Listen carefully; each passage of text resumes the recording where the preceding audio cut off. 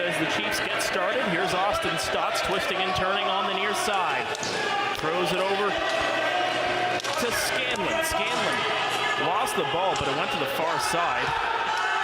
It's held on to there by number 83, Randy Stotts, who's back in the lineup. Our starting goaltender for the Peterborough Lakers, Drew Hutchison. He's played 2 games so far this season. Down to the other end, we've got Dougie Jamieson making his first start of the year. The Six Nations Chiefs. Dougie Jamieson, of course, from Albany of the National Lacrosse League. There's a shot by Hogarth, and he gets things started, going 5-hole on Jamieson, and that's what you kind of expect from Thomas Hogarth. 1 goal, 56 seconds in. And again, this is a great start for the Peterborough Lakers. You know, you come on the road, you have that long road trip. First thing you want to do is get going. And Hogarth, like you said, he's outside and he skipped that ball right down low, right underneath Dougie Jamieson there. And that's just a beautiful shot by Hogarth, something he's done in the NLL and, of course, throughout his career here in Peterborough. 10th goal of the season. Only he and Austin Stotts stand in double digits so far this season. Stotts has 10 himself. Here's Thompson with a shot. That one's going to be stopped by Hutchinson. I think that's going to be the theme for tonight. You have 2 teams that really know how to put that ball in the net. So it'll be interesting to see because, of course, defense is key. That defense is things both these teams have really honed in on the last couple of years. So it'll be a really great matchup here. Ty Logan leaves it for Austin Stotts. He'll go to the bench.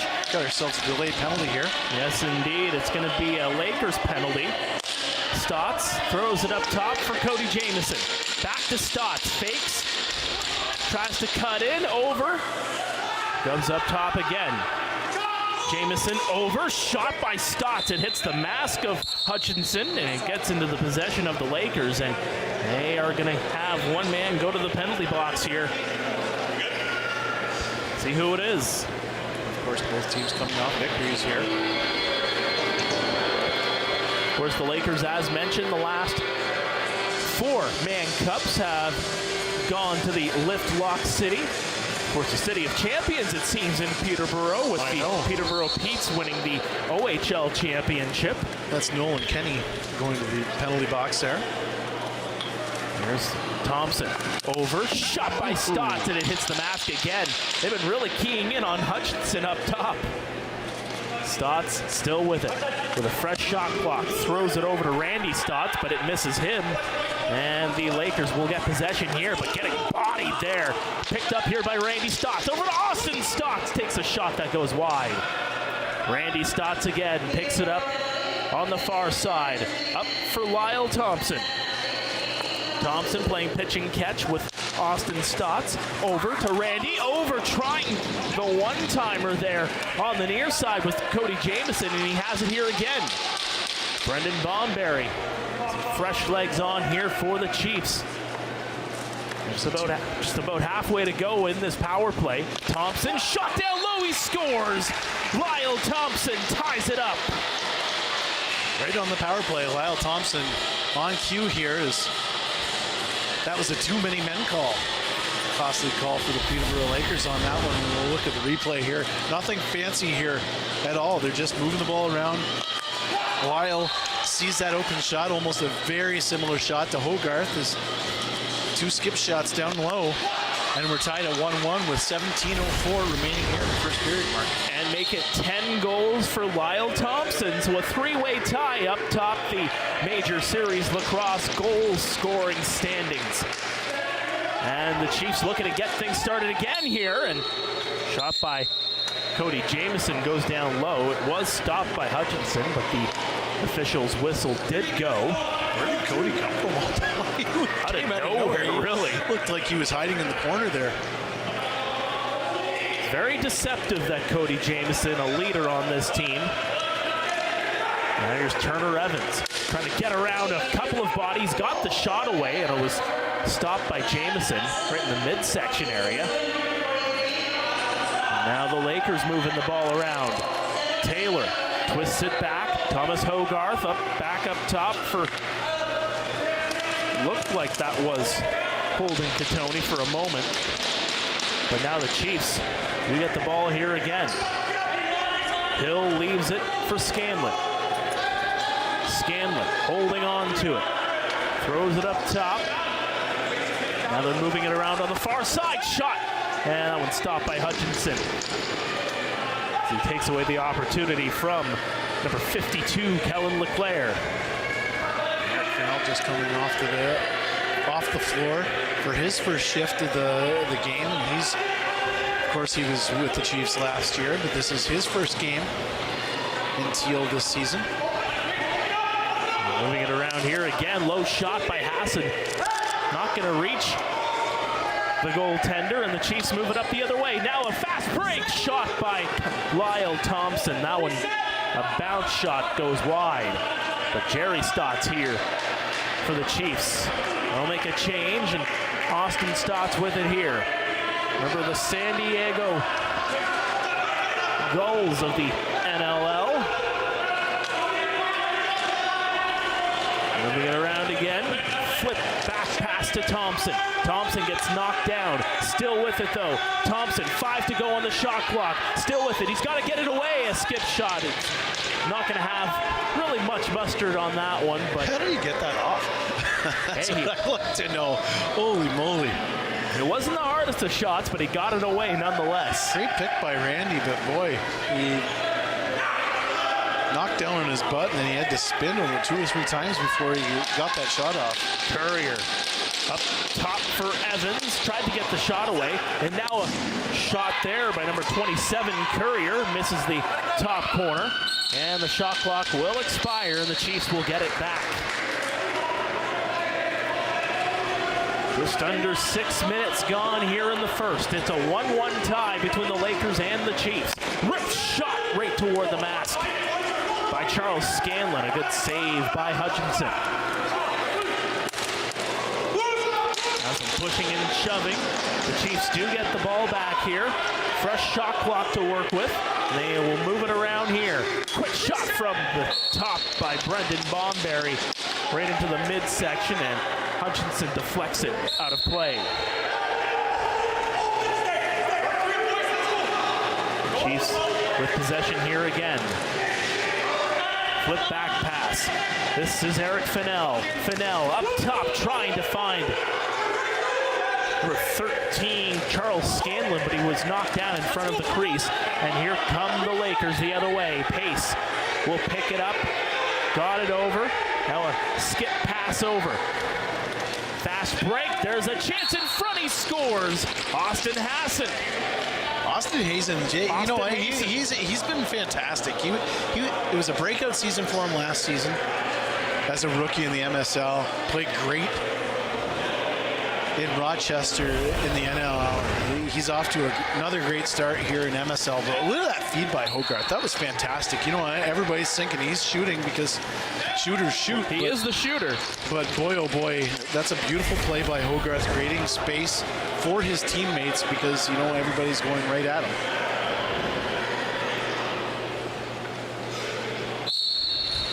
And Austin Hazen, again, with another brilliant start for the Peterborough Lakers. And the Lakers here have it again with a 2-1 lead. And pass it back. This is Thomas Hogarth. Number 19 in white. Got it up top for Tate Katoni. Back over, trying to find Holden, but it's going to miss him, and it's going to go all the way down. Liam Leclerc will chase it down. Leclerc up, over, trying to quick pass was Austin Stott, but it doesn't reach the intended target.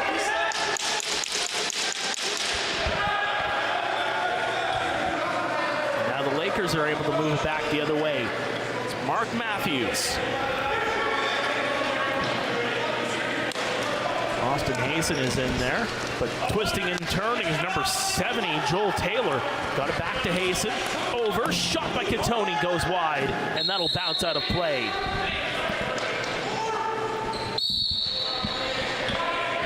That was Mike Robinson in Mark Matthews' jersey tonight. It was Robinson? Yep. Yeah, Mike Robinson. Just getting the bug in there. They really got to get these rosters correct. Well, the Chiefs are moving it around. The full roster. The power from number 83, Randy Stotts, goes astray. The Chiefs with it again. Lyle Thompson. Back over for Fennell. Fennell looking for some room on the near side. Back up top. Looking for room was Brendan Bomberry. Finds a lane. One hands it over to Fennell. Fennell just shoves it toward the goal, but it goes wide. Picked up. 6 seconds left on the shot clock. Good shot taken there by Bomberry. Chiefs doing a really nice job of getting those loose balls right now. They want those loose balls more, it looks like, especially in that offensive end. Brendan Bomberry leading the way on that. Now moving it up here. This is Thomas Whitty. Got it to Pace, and Pace will hold on to it here. This is Courier. Up to the far side for Whitty, or rather Evans. Got it over to Catoni. Tate Catoni getting shoved around. Hogarth with a shot. It goes just up high. Hogarth doesn't miss too much. That is for sure. 30 goals with the Rochester Americans this past season. They're really honing in on that. Right by Dougie Jameson's feet.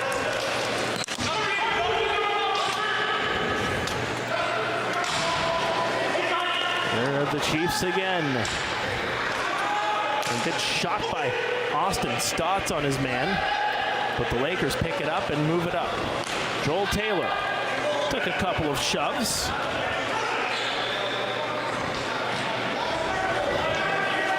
They're moving it around here again. Courier. Good defense there by the Chiefs. 6 seconds left on the shot clock. Moving it around is number 42, Robinson. Lost it there. The ball comes bouncing back, and Hason's just going to leave it with the shot clock expiring. It's just you hit the nail right on the head. Just really nice defense. The Chiefs are doing a great job of keeping the Peterborough Lakers just at bay, right outside. They have to be almost content for those outside shots right now. Clock goes wide there, and the ball will come bouncing all the way back into Six Nations territory.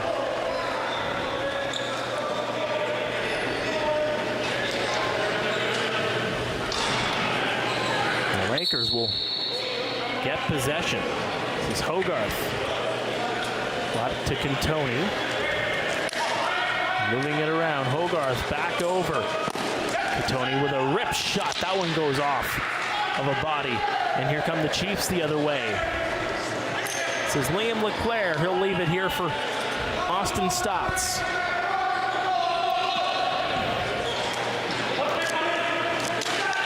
This is Thompson. Took a hack and actually lost the ball, and the Lakers are able to move up with it. Twisting around is Creaser. Creaser tried the shot, trying to get around the defender, but just couldn't do it. Long up for Stotts. Austin Stotts over the San Diego Seals in the NLL. Back pass, Stotts scores! Oh boy. Austin Stotts make it 11 on the year, and the Chiefs get back into this one. The Stotts brothers. Wow. That's all you can say about that one is we look at the replay. I wish we could slow it down. But man, I wish I had this on my mirrorless camera. Look at this pass. Behind the back. Bam. He knew where that was going. And of course, made no mistake. Austin takes flight after the shot. Boy, oh boy, what a play. And we're at 2-2 here. 8:52 remaining here in the first period. Gilrig takes a couple of shots there. Good physicality by the Chiefs as they pick up some momentum off the Stotts goal. Jamison twisting around, takes a shot, rips it wide. Thompson gets it back though. Now trying to get it inside, and the whistle's going to go, and it's going to be Lakers ball. It's Mike Robinson wearing Mark Matthews' jersey. Twisting back is Holden Catoni. And a back over in flight. Looked like that was Josh Courier, but he just couldn't get it on net. Here's Kellen LeClaire. Pass that back to Stotts. Stotts had a bit of running room. He's just going to stop here right at the top of the dotted line. Stotts trying to get some room, got the shot away just after the whistle, though. And the Lakers move it back up. So Storos turns back. Got it back to Taylor. Almost lost it there for a moment. Taylor is able to recover, though. Got it back to Hogarth. Now the Lakers moving it up on the far side, looking in for Tate Katoni, but it just couldn't get into the stick and couldn't get the shot away. Here's Tyson Bell. Wearing a new lid. Usually he's wearing his NLL helmet. They're all wearing the white lids tonight. I think the order for the helmets came in, as well as the gloves here. They're all wearing the new white gloves for the most part, except for Tyson there. A little bit of solidarity, of course, as a full team. It's something you like to see all the teams have, you know what I mean? I know that's one thing that some people, of course, the Twitter warriors out there like to rip on, especially the ones that are not proponents of the MSL, opposed to other leagues playing in the summer. If I could say that, doesn't look professional, but you know what? The teams do put the helmets and the gloves on the players, and sometimes they just come a little bit later than what you hope for. Lakers moving it around. 10 seconds left on the shot clock. Got the shot away. Jamison is able to make the save. Now moving it up. This is Ty Logan. He'll just leave it. Got to talk to Brian Miller about that decal, though, on the helmets, though. Got to switch up that logo. There's Austin Stotts. Back up top. LeClaire's shot stopped by Hutchinson. And Hutchinson with the long pass trying to find Caleb Creaser. But coming to run back here is going to be Sam LeClaire.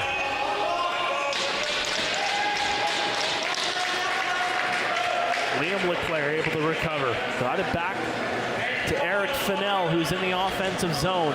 Just holding on to it.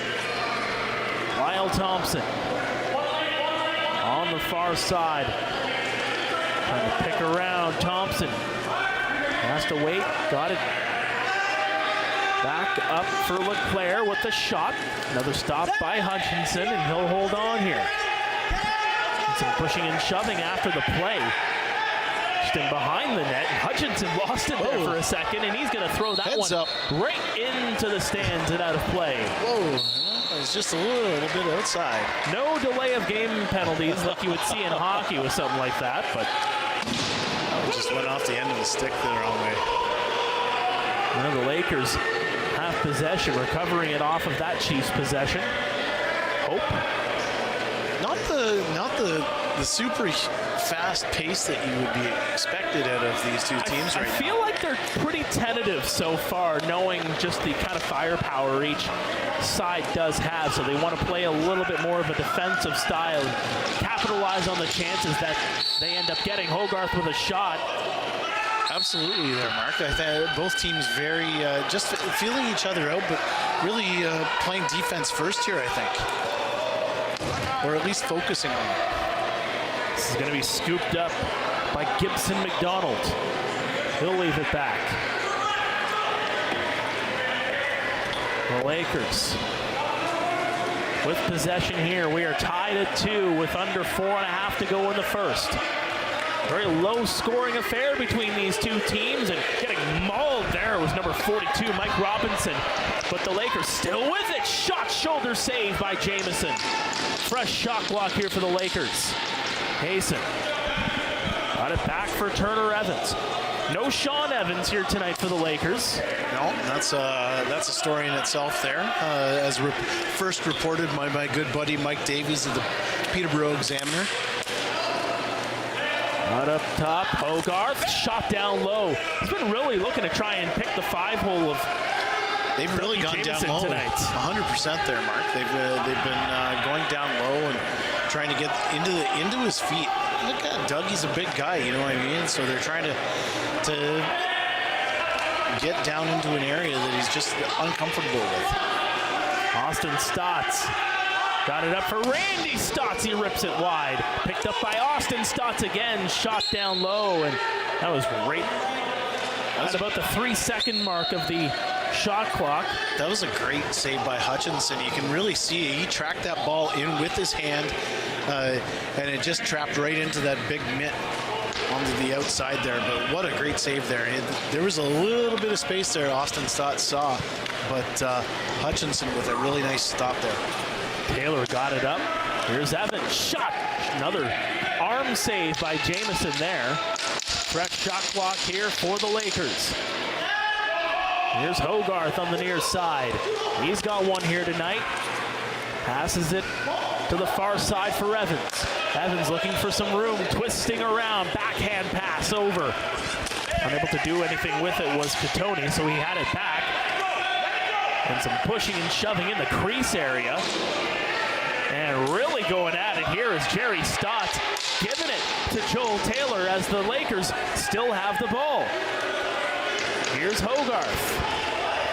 Putting in that physicality, that's that one thing that and again, that's a hallmark of the Six Nations Chiefs defense, is that physicality there. Taylor really attracting attention. Meantime, there's a shot that's going to go just wide by Josh Courier. Picked up by Katoni. Holding Katoni. Got the shot away, kicked away right at the tail end of the shot clock. A lot of physicality there on that last possession for the Lakers. Well, the Chiefs are really giving it to them. These two teams do not give anything to each other. I know that's a strange statement to say, Mark, but it's one of those things that they go at each other hard, and you're seeing that right now. And defensively, both teams have really dug in here. Gonna move around was Bomberry. He lost it, and this is gonna be picked up. Caleb Creaser on the run, trying to beat Austin Stotts. Creaser leaves it, shot, stopped, rebound, Creaser, another save by Jamison. Those are two great saves by Dougie Jamison, and a great hustle back by Austin Stotts there. Hogarth will pick it up. 1:10 remaining here in the first. 2-2 is your score. There's a shot, that one's gonna go wide. Rebound picked up, trying to go down low again was Courier, and another stop by Dougie Jamison. Well, just on that note of going down low on Dougie, it's one of those things where, you know, you're not scoring up top on him. You know what I mean? He's a big dude. He is a big boy. He's a big dude, so you're not gonna be scoring up top. Shot doesn't reach the net. Loose ball right in front is gonna be picked up by Thomas Whitty, and he'll send it down.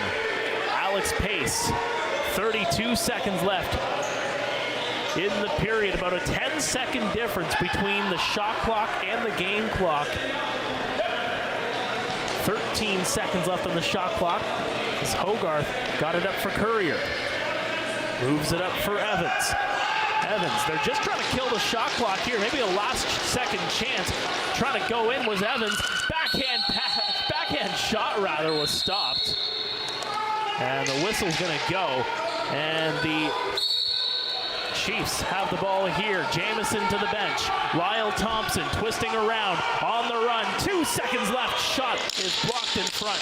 And it's gonna trickle down as the time trickles down to finish off the first period. What a great first period of play, Mark. Chiefs 2, Peterborough 2. Low scoring affair between these two teams, the only two teams above 500 in Major Series Lacrosse so far. We'll go to break. When we come back, we'll take a look at some of the scoring in that first period, and we'll have some analysis too. Stay tuned. You are watching Major Series Lacrosse right here on Rogers TV.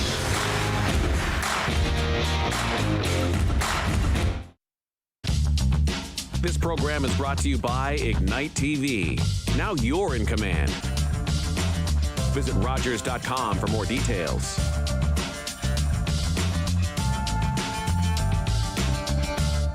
It was John's graduation. We were so proud. We all got together for a picnic. That's when we heard coming from the radio.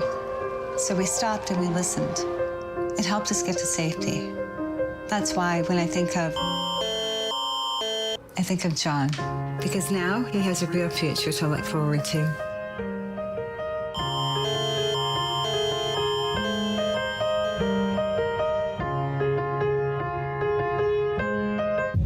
am Gagweg. My name means everything. Tom Longboats. I am Wolf Clan, Onondaga Nation. I've run many different races. I've run to survive and to be free. I've run to win for honor. His people might be lazy, but this one's damn fast. My people respected our runners, people who carried important messages from village to village. I need a guide to the next post. Dispatch carrier, sir. I can get you there. God's sakes, man, slow down. Who do you think I am, Tom Longboat? Oh, sir. I am. Running makes me feel alive. It's everything. Tom Longboat was the first Indigenous person to win the Boston Marathon. He ran his way to international fame and became an inspiration to generations of athletes. Welcome to Tapestry Hall Style. I'm Carolina Suarez, and I can't wait to show you the latest in fashion, food, and entertaining. Tapestry Hall Style, Wednesdays at 6:30 p.m. on Rogers TV.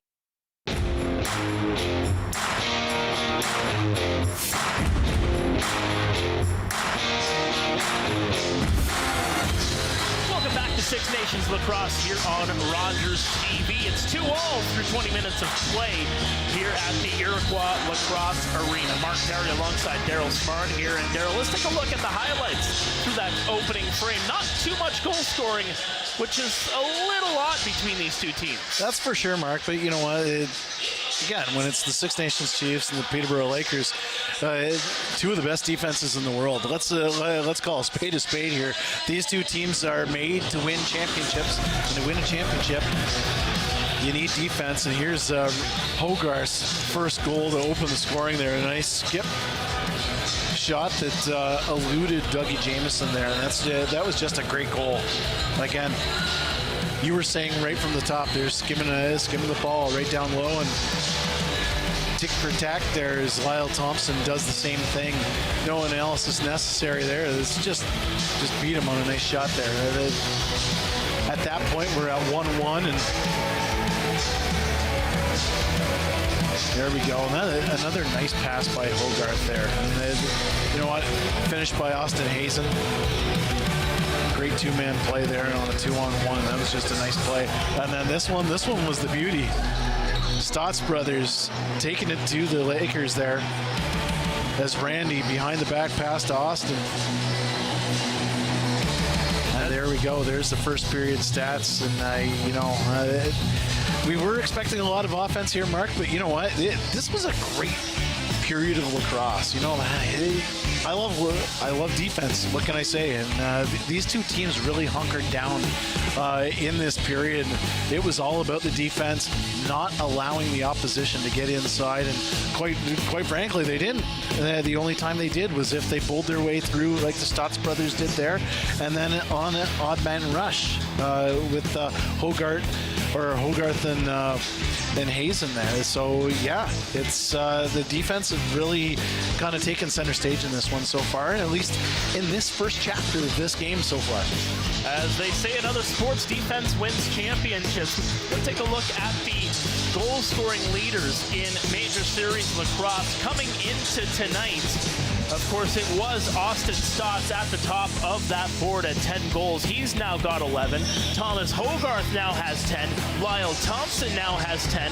So there you have it, the top three all playing in this game. The top three all with a goal in this contest. Wow, then that's the right to be expected with these guys and the firepower that they all have. And of course, I'm going to talk about it all season long, unless something changes. But down there, number 4, Tanner Buck for the Cobra Kodiaks at 8 goals, 11 assists. Kid's been on fire. He's been fantastic all season long. We saw it in that first game. Yeah, hat-trick in that game. Yeah, he was the catalyst for the Cobra Kodiaks, and let's call it the new look Cobra Kodiaks. There's a great interview on the MSL website done by our friends at Your TV in Northumberland, where John Webb, the president and GM of the team, was speaking to your TV just about the new look of that team and how they've kind of changed the image there in Coburg, and they've been fantastic. But what can you say about Holden Catoni? You know, in that last game, the Peterborough Lakers won. I think it was on Sunday night against Coburg. The Catoni brothers were the ones that got things going for them. Yeah, Holden Catoni, 1 goal, 5 assists. Evans and Hayson both with a goal and 5 assists. Courier with 3 goals and 2 helpers in that game, helping Peterborough to a 12-8 victory on Sunday in Coburg. Of course, Peterborough 3-1 to start the regular season. The only blemish to that record, a 14-13 loss against Brampton last Thursday. So again, there's a lot of parity in this league, Daryl. And just quickly before we go to break, maybe just touch on that again, because you know there just seems to be more examples of that parity showing up in Major Series Lacrosse every week. I'm going to put my MSL executive hat on and really be smiling about that. You know what I mean? Everybody talks about the Lakers and the Chiefs loading up and all that jazz, and teams, players from Ontario going out west. But you know what? All 5 teams have something, you know what I mean? Of course, the Brampton Excelsiors, they've won the 1 game, and that's what it is. It's about parity. And you know what? It doesn't matter what the name on the back of the jersey is. And it's how you play the game. And that's why you play the game. And the Brampton Excelsiors showed that. The Brooklyn Lacrosse Club showed that. And you know what? That was a great game that they beat the Six Nations Chiefs with. You know what I mean? Coburg, they're right in the thick of things. You know what I mean? And as a league, we're really happy to see the parity. And I think that's been happening over the years. And you're really starting to see that now. Teams are really doing a great job of developing their teams. It's 2-2 after 1 here at the Iroquois Lacrosse Arena. Chiefs and Lakers. We'll be back for the second period of play after this. This is Six Nations Lacrosse here on Rogers TV.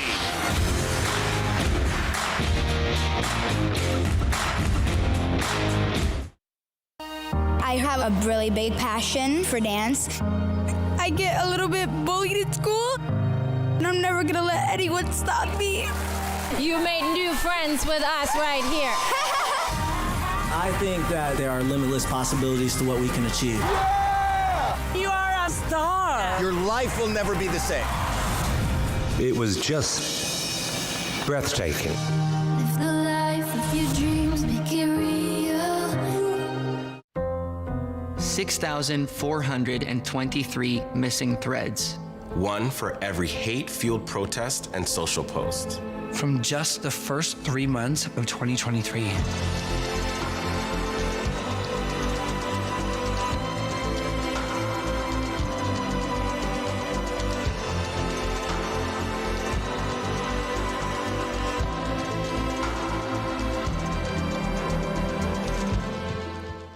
It was my daughter's birthday. She was blowing out the candles on her cake when we heard coming from the TV. So we stopped and listened, and it helped us get to safety. That's why when I think of my daughter's birthday, because now she gets to keep having them.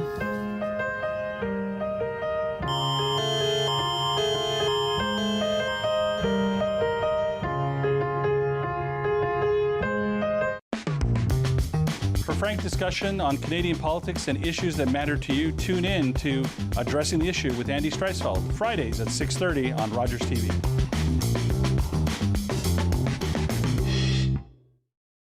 Every year, dozens of Canadians are killed or seriously injured because they take risks around railway tracks. Talk to your loved ones about rail safety. Visit stoptracktragedies.ca.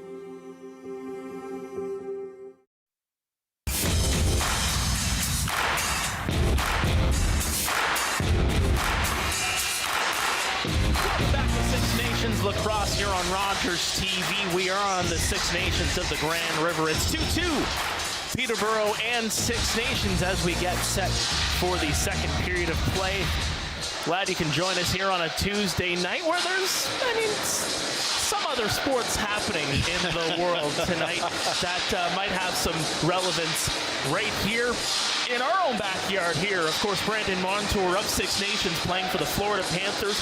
That game, by the way, tied at nothing in the first period of play between the Panthers and the Golden Knights. Of course, the Golden Knights looking for their first ever Stanley Cup with a win this evening. And I think that's kind of affecting the attendance here tonight. Of course, all throughout the series, Six Nations of the Grand River have been putting on watch parties. I was at Game 1 watch party, and to see the community come together like that, it's been fantastic. I haven't been able to come. I was supposed to go tonight, but had my commitments here, of course, and you know, those gatherings have gotten bigger and bigger, and it's really been special to see here on Six Nations. Just the support and love that Brandon Montour, of course, new father Brandon Montour. Yeah, I mean, what a week. At Game 1, you go back to Florida, welcome a baby into the world, and then you go right back and play some hockey on the other coast in Las Vegas. He's been their horse on defense. You know, like that guy doesn't get tired. He does not. The cardio on that guy. Are you kidding me? You know where that came from, Mark? Lacrosse. I agree with that. And twisting there. Good shot there by Randy Stotts. Took a dump while he was there.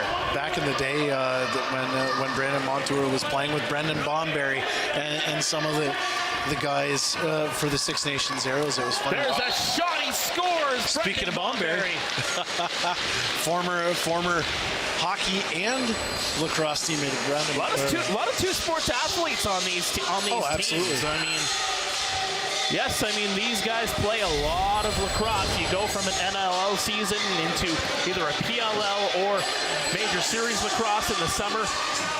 But hockey's up there too with a lot of these guys. That's just a great feed by Cody Jamieson. He threads the needle. Look at him. And again, we were kind of joking about how Cody Jamieson kind of becomes invisible almost, and he disappeared behind the net, gets the ball, and a nice feed to Brendan Bomberry there, who buried it, and it's a 3-2 game for the Six Nations Chiefs here, 1 minute in. And of course, as mentioned, Cody Jamieson very elusive. There's the shot that's going to go wide, picked up here by Sam Leclerc. Leclerc up top, playing pitching catch. Leclerc on the near side. Leclerc's shot. That one goes off the shoulder and wide. Fresh shot clock here for the Chiefs, and Austin Stotts got it on the far side. Stotts back over to Jamieson. Thompson looking for some room. Trying to find a shooting lane. Can't get it. Shot by Austin Stotts is going to go down low. Stopped by Hutchinson. But yeah, just to finish that story on Brandon Montour, he, of course, won a Minto Cup with the Six Nations Arrows, and then went back onto the ice with the Caledonia Corvairs, and before that, the Brantford Golden Eagles. That one's going to be kicked away. Montour almost won the Sutherland Cup actually that year. That last year in Brantford, where they lost to St. Catharines in 7 games, was there at the Jack, the old Jack in St. Catharines for that one, covering that game. And he rolled over. Turner Evans trying to find some room, trying to get it over to Tate Katoni, but it was deflected. Ball's rolling around. Bell protecting the ball as the shot clock expires. Some fresh legs on here for the Chiefs. Brad Cree got it to Stotts. Randy Stotts again to the near side. Bomberry shot. That one goes wide. Couldn't pick up the rebound, and the ball's going to bounce all the way down the other way. Another note on the Florida Panthers game tonight. Matthew Tkachuk not playing for the Panthers this evening. Really? Not playing. For 42 and white, Mike Robinson looking for a shooting lane, got the shot away, but that one's going to be sent wide, and trying to go back the other way. Almost keeping it on the right side of center was Robert Hope. He just couldn't do it.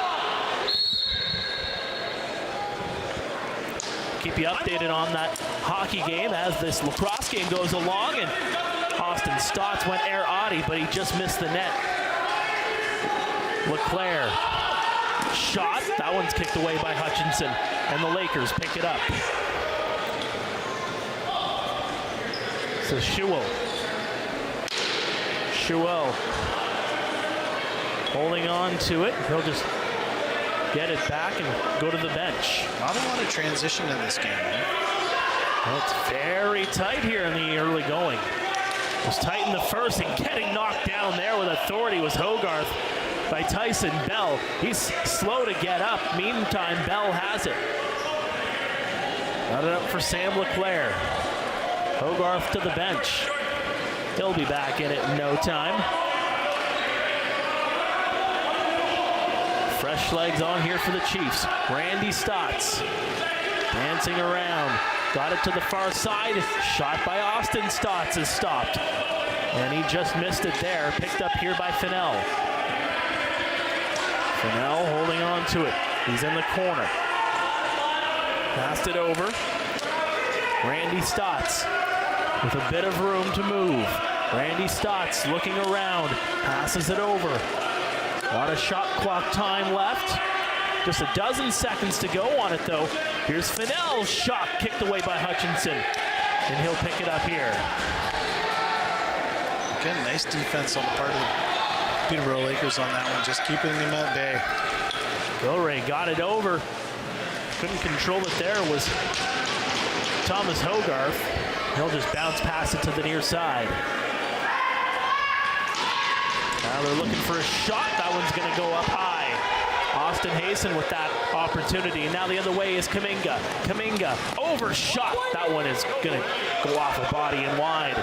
Now here comes Hope. Hope down the floor. Katoni overshot. Scores. Thomas Hogarth. From Katoni to Hogarth, and he makes no mistake to tie it up. You know what, Mark? We were just talking about no transition in this game, and sure enough, right on cue, the Peterborough Lakers score in transition here. This is just great. And of course, the great leadership. Directing traffic. Yep, directing traffic. You get numbers. And a tic-tac-toe here, long distance tick, but the tack and the toe really makes sense here, and that's just a nice passing play. And again, they had Dougie Jameson going side to side, just like they did on the Hazen goal there, and we're tied at 3 here. The knock down there was Caleb Creaser. That's a great save. Yeah, beautiful save by Dougie Jameson with the player going to the net. That was Caleb Commandant. Kellen Leclerc will leave it. Heck of a response after allowing the goal. Lyle Thompson twisting around. Randy Stotts with a shot. Knocked away by Hutchinson. Fresh shot clock here for the Chiefs. Twisting around, shot by Austin Stotts. Hutchinson with another save. And Austin Stotts with a couple of extra shots on Thomas Whitty coming down the floor. Things getting a little testy here at the ILA. Two teams that don't like each other. Of course, a rematch of the Major Series Lacrosse final of last season. Shot scores! That's a shot. Josh Courier puts the Lakers back up. That's a heck of a shot by Josh Courier from outside. He just simply beat Dougie Jameson on that. And you'll watch the replay on this one more than likely. Nothing fancy. Just went right from up top, over the top. Tried to use the defender as a screen here, and Dougie Jameson might not have saw much. There was a bit of traffic there as Cole had his stick up, you know, and then that ball just gets disguised when it sticks up like that. We've got ourselves a 4-3 game in favor of the Peterborough Lakers with 13:48 left in the second here.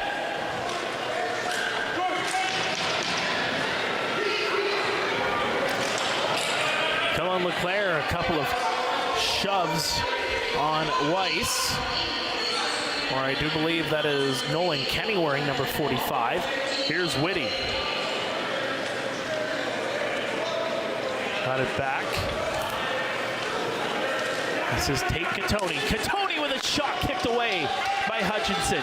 Again, trying to go down low on the big netminder, but Jameson is able to turn them away this time. Cree got it over, trying the tic-tac-toe where the Chiefs just couldn't get it done. Schewel picks it up. Going on the run was Bomberry, picked up here by Caleb Creaser. Left it back.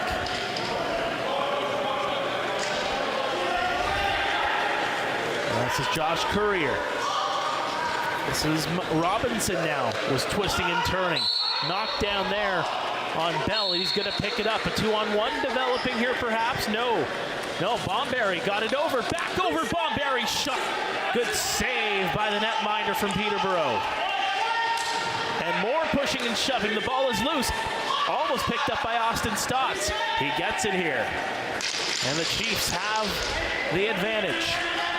Austin Stotts on Matt Gilray. Here's Lyle Thompson. Thompson cuts in, shot, scores! What a move by Lyle Thompson! And we have a tie game here once again. Lyle Thompson with a big smile on his face. He went right up the gut and wasn't going to be denied on this one as we look at the replay here. Nothing fancy, just right up the gut. He was like the parting of the Red Sea. He found some room and made no mistake.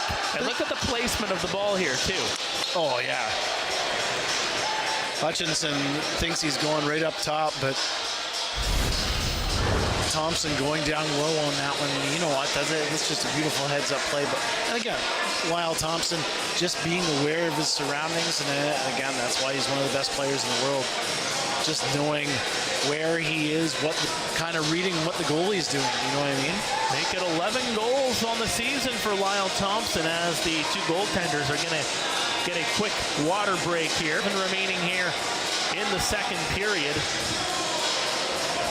And just so we don't have to say it ourselves, we'll have the ticker going periodically throughout this game with updates in Game 5 of the Stanley Cup Final. Mark Stone scored. Mark Stone does have a goal. The Vegas Golden Knights actually now have a 2-0 lead. Ivan Barbashev with his seventh goal of the playoffs. So 2 quick goals by the Vegas Golden Knights, and they lead it 2-0.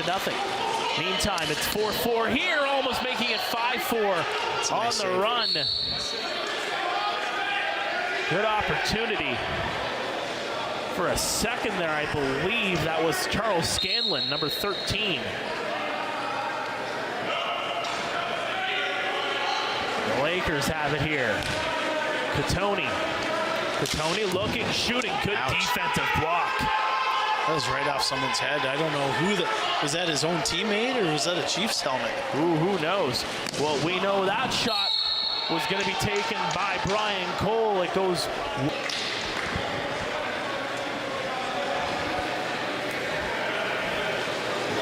Katoni shot down low again when Jamieson gets in front of it. Evans twisting around on the near side. Good blocking there by Liam Leclerc. Got it over. Good pass, good shot. Another save by Dougie Jamieson. Here's Jerry Stotts, number 26, holding on to it. Leaves it for Lyle Thompson. He's got the latest marker here for the Chiefs. 2 tonight. Passed it over. Good job by Jamieson. Trying to tuck it in, though, as Bomberry tried to get it over the top of the left shoulder, but just couldn't do it. That's a great save by Hutchinson as Cody Jamieson again playing peekaboo behind the net there. Very elusive, just stays out of harm's way. And cagey veteran. Very cagey veteran. Holding Katoni. Back up for Evans. Back to Katoni. That one was too hot for Whitty. And Jamieson will pick it up and send it down. Bell, bounce pass over. Austin Stotts, he scores! No, they're going to call it off. They're going to say he stepped in the crease. I've got a photo of that, I think. We might have to check back there later on the replay. Austin Stotts cannot believe it. He went straight to the bench in frustration. Thought he had one there. Yep, his toe right at the launch there was right on the white line. Looking at my camera here. It's a game of inches, folks, that is for sure. Holden Katoni still tied at 4. 9:35 remaining here in the second. Got a great photo, though, out of it, Mark. That's good. Got a great photo out of it. I mean, I'm sure Austin Stotts would want something more than a photo. I think so. Here's Randy Stotts, meantime. Stotts shot, scores! That one's in! No doubt about that one. It's 5-4. That was just a beautiful shot by Randy Stotts there. Little brother gets denied a A minute ago, and Big Brother with the shot from outside.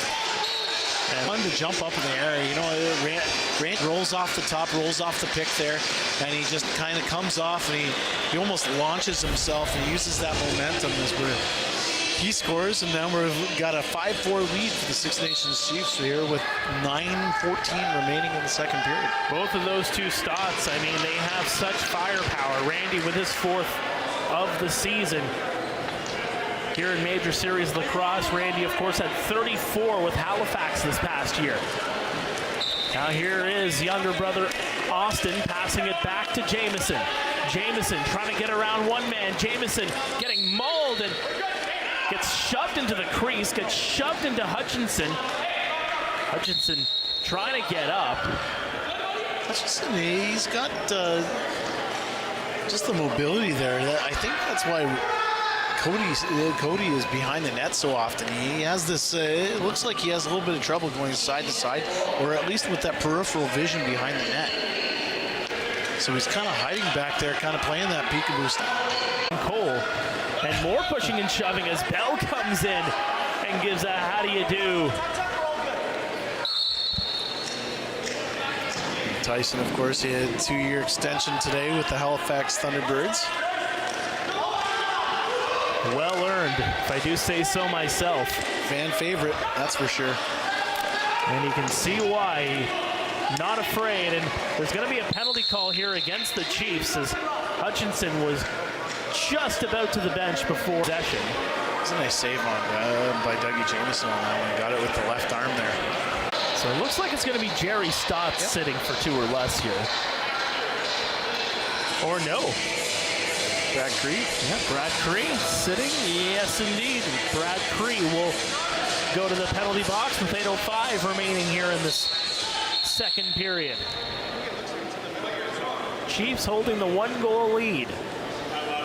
Got a meeting of the minds here. Dougie Jamieson doesn't like the net. Something's not aligned here somewhere. And that's the thing with goaltenders. They're very particular about the cage that they are protecting. I don't blame them. Part of the goaltenders unit. I don't blame them. Tapping the post, you know, you got to give the love to it. You got to know exactly where you are, especially in lacrosse. You know, there's no pegs holding down the net, so you got to know where your surroundings are. Here's Holden Catoni. Down low, and good shot by Turner Evans. Goes way wide. And now another shot down low. Goes underneath, but wide of the net. Catoni will get it back. Left it. Ripped away by Evans, and it's by Bell after the shot clock expired. And it will be Peterborough ball.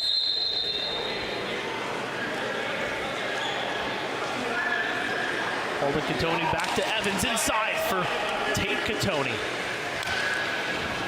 Evans back to Tate Catoni over for Hogarth.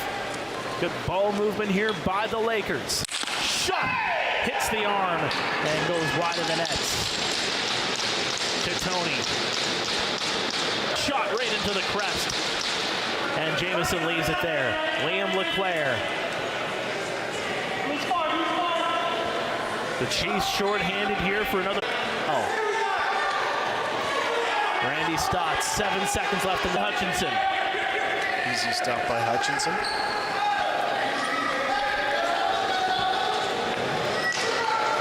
Here's Eric Schewel, and the whistle's going to go, and it's going to be Chiefs ball.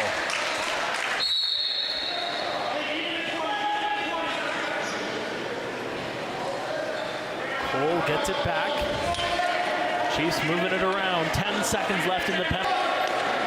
Chiefs are going to be able to kill off this penalty.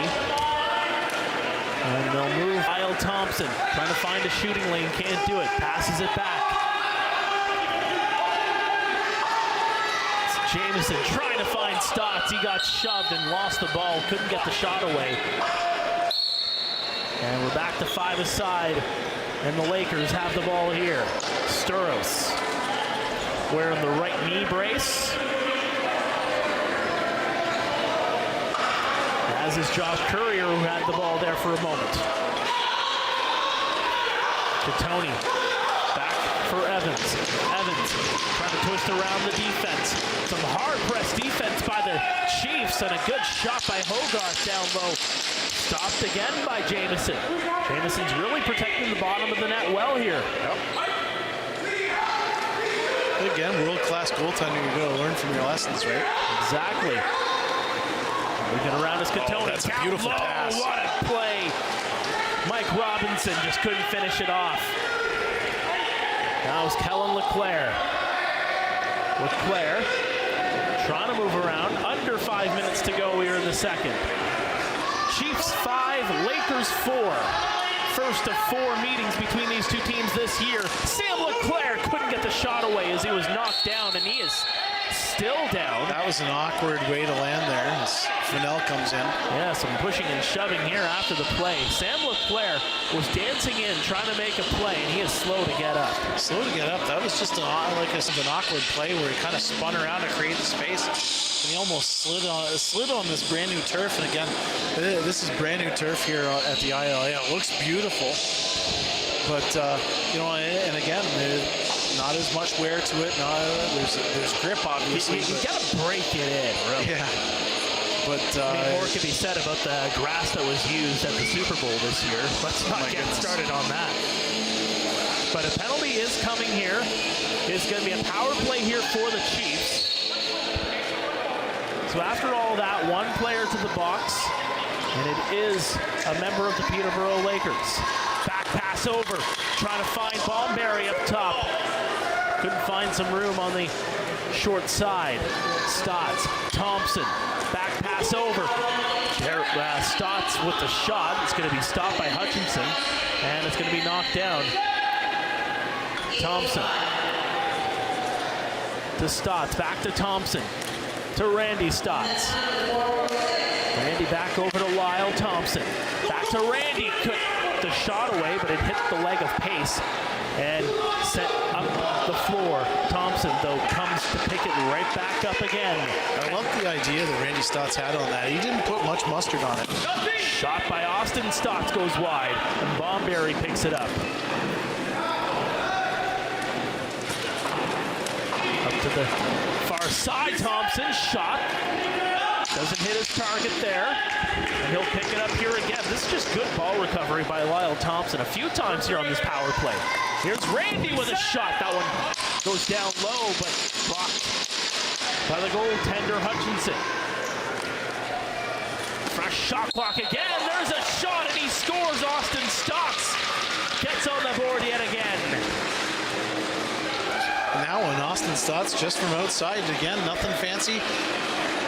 If there was a clinic on ball movement and on just how to pass a ball, the last minute or so, you just watched the last minute or so, and that's a perfect example of it. And of course, Austin Stotts finishes it off here.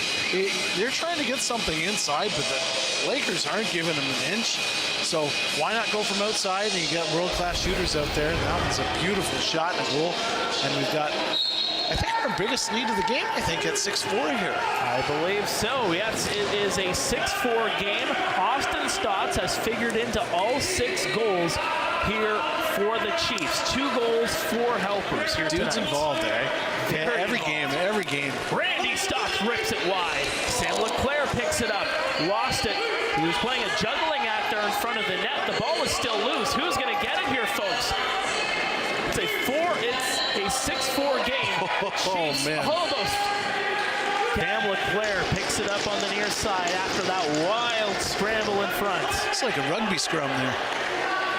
Demolition derby. And inside, trying to dance in was Austin Stotts yet again. Flipped up high, picked back up here by Eric Fennell, who gets a round of applause from the faithful here at the ILA for recovering the ball here for the Chiefs. Under 2:30 to go. Brendan Bomberry with it. Bomberry back over. Austin Stotts to Lyle Thompson. Thompson gets shoved, still on his feet. Thompson still with it, shot by Thompson is stopped by Hutchinson. Great ball control there by the Chiefs, and it was all about loose balls and just kind of getting greasy. And talking about Eric Fennell, his first game of the season, that's that element of his game. You know the dude can score a goal, and you know he's got that offensive prowess. But what he does is that intangible of just being able to get those loose balls. You know, he's not afraid to get dirty in there. Picked up by Catoni after the shot by Evans goes wide. Shot clock expires, and here the Chiefs come back again with under 100 seconds remaining. Getting mauled there was Brad Cree. Still has it, got it back over. And now faking a shot, Scanlon shot, that one stopped. Here come the Lakers the other way. Matt Gilray passes it up on the rush. Stopped by Dougie Jamieson. And Leclerc takes his man into the boards hard. Oh my goodness. That took the wind out of him. That was Thomas Hogarth going in there. Loses his helmet in the process. Liam making sure that he's okay, the sportsmanship there. And again, that was just an awkward spot where Hogarth turned around. He was about 2 feet away from the boards there. You can see Leclerc, he saw the precarious position that Hogarth was in, so he didn't bury him. He was trying to cushion him into the boards there, and it was just an awkward spot. Nice moment there for Leclerc just to kind of make it player safety. These guys respect each other very much. I know the rivalry is real, and the two teams hate each other, but there's a ton of respect between these players. Shot kicked away by Jamieson. Rebound goes wide. Just missing the official on the near side. Dodgeball, you didn't do it. That's another shot's going to go wide. Robinson rips it wide of the net. And it'll be picked up here by the Chiefs.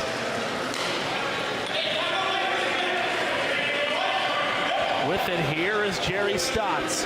He'll go to the bench in favor of some fresh legs. 23 seconds remaining in the period, 15 on the shot clock. Randy Stotts fakes over, trying to find Sam Leclerc. He couldn't get the shot away. Austin Stotts trying to knock the ball loose, and the official's going to blow the whistle. Stotts always involved. Yeah, Stotts and Eric Schewel having a couple of words. Schewel not pleased with that last play, having a couple of words with the official. And some stoppage at play. 11.2 seconds remaining in this second period. Glad you can join us on a Tuesday night. It is 6-4, Six Nations over Peterborough. You have to imagine Hutchinson's going to be stapled to the bench for the remainder of this period.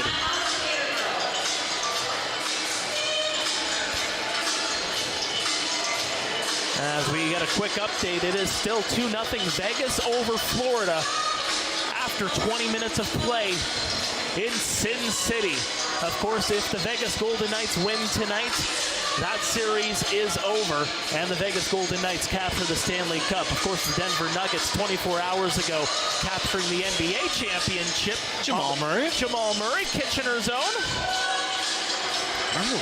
Did he play for Orangeville Prep? He did. Did he? I remember that. Yeah, he played for Orangeville. He played for Orangeville Prep. Played a lot of his ball up at Stanley Park near the Kitchener Memorial Auditorium.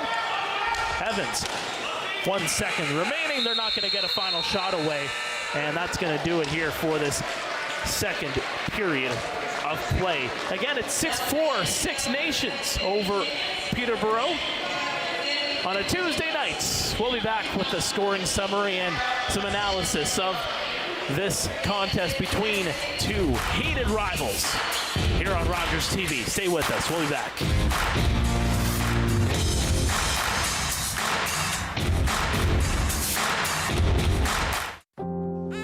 Connection. We all need it. We live for it. It makes us feel like we're a part of something bigger. It makes us laugh, cry, and scream out for the world to hear. Connecting Canadians has been our focus for over 60 years, and it's just the beginning. Paint like a pro with artist Lisa Braun.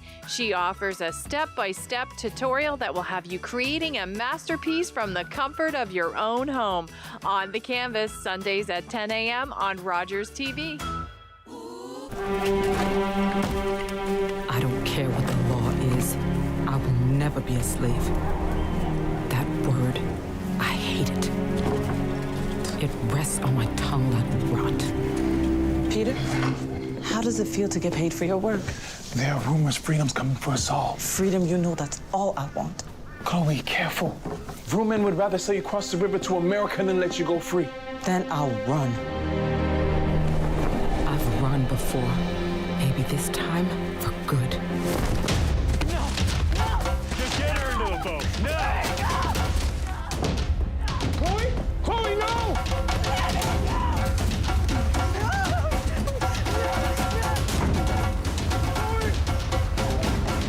Word of Chloe Cooley's resistance led to Canada's first legislation limiting slavery. After 200 years, slavery was abolished in Canada in 1834. Personal finance show that dares to ask those money questions you've always wanted to. Join Mike Bregueth when he talks with experts on all aspects of money. Money Matters with Mike Bregueth, Thursdays at 8 p.m. on Rogers TV.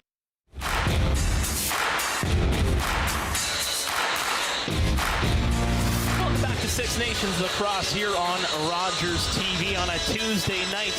6-4 Chiefs over the Peterborough Lakers through 40 minutes of play. Mark Perry alongside Daryl Smart. Really, once again, Daryl, it's the Austin Stotts show for a couple of teams that really, A, they don't like each other, and B, they really know how to play defense. Oh, exactly. And again, talking about Austin Stotts, it all starts with him there passing it to back to Cody Jamieson, who is sneaking behind the net, out to Brendan Bonberry, who scores the goal, as we were talking about him and his old hockey and lacrosse teammate, Brandon Montour, in the Stanley Cup. And then, of course, the Peterborough Lakers go up on a run of their own. That one by Thomas Hogarth, his second of the game. And then Tate Katoni, he winds it up. Just beats Dougie Jamieson on there.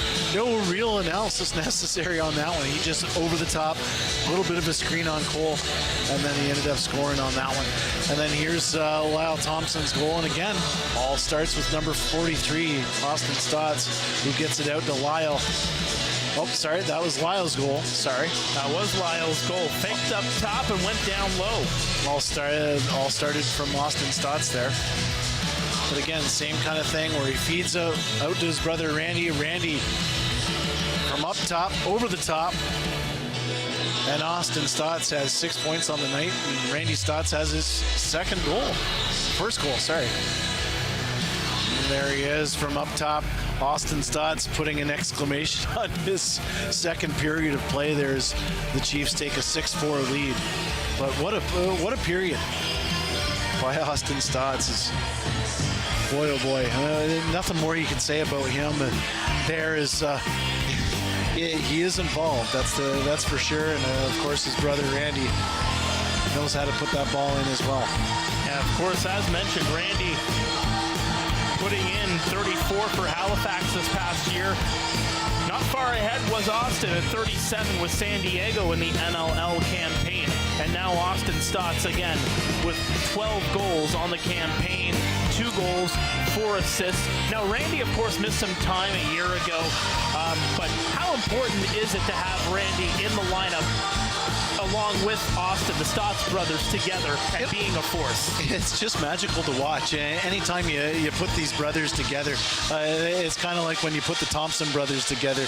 You know what I mean? It's just magical. These guys have played all their lives together, and to play for their hometown team, to play for the community, it's something special. But when you put those two together, it's a lot of fun to watch because both have the skill. They both can put the ball in the net. They both pass the ball well, but they just got that style to boot. You know what I mean? And there's that grittiness. Both have that grittiness.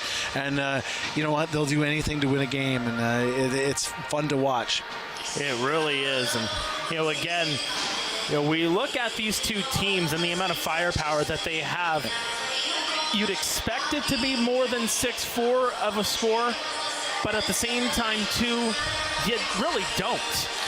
Well, and again, these two teams are built to win championships. It's no secret. Obviously, the Peterborough Lakers, 4-time defending Man Cup champions, and again, the Six Nations Chiefs were almost took the Lakers to the brink last year in the MSL final, losing in 6 games, and of course, that series was super tight. And again, the mission for the Chiefs is the Man Cup this year, and obviously the Man Cup is the mission for the Peterborough Lakers, and it all starts with defense. You know what I mean? We've talked about it a lot about the offense, and these two teams can really put the ball into the net, but it's how you keep them out of the net, how it counts during playoff time. And I know it's early in the season, but these two teams are really gearing up, Mark. Yes, they are. I mean, that's why the Chiefs make the pickups that they do in the offseason, bring in more firepower. And I mean, this was a high-octane offense a year ago, but making those additions at the offseason just adds to it. And it's those additions that are going to put you over the top. Of course, as you mentioned, losing in 6 games to Peterborough. But one thing not to forget, Six Nations took 3 of 4 against Peterborough last regular season. Absolutely, and they had home floor advantage, you know what I mean? But and that's over the last few years when these two teams have met in the final, and it's gone both ways, where one team has won the MSL title with or without home floor. So yeah, it is important, but it's you know, it comes down to game time, and it comes down to that defense and who can keep that ball out of the net. It is 6-4, Six Nations through 40 minutes of play. We'll be back for the third period after this. This is Six Nations Lacrosse, right here on Rogers TV.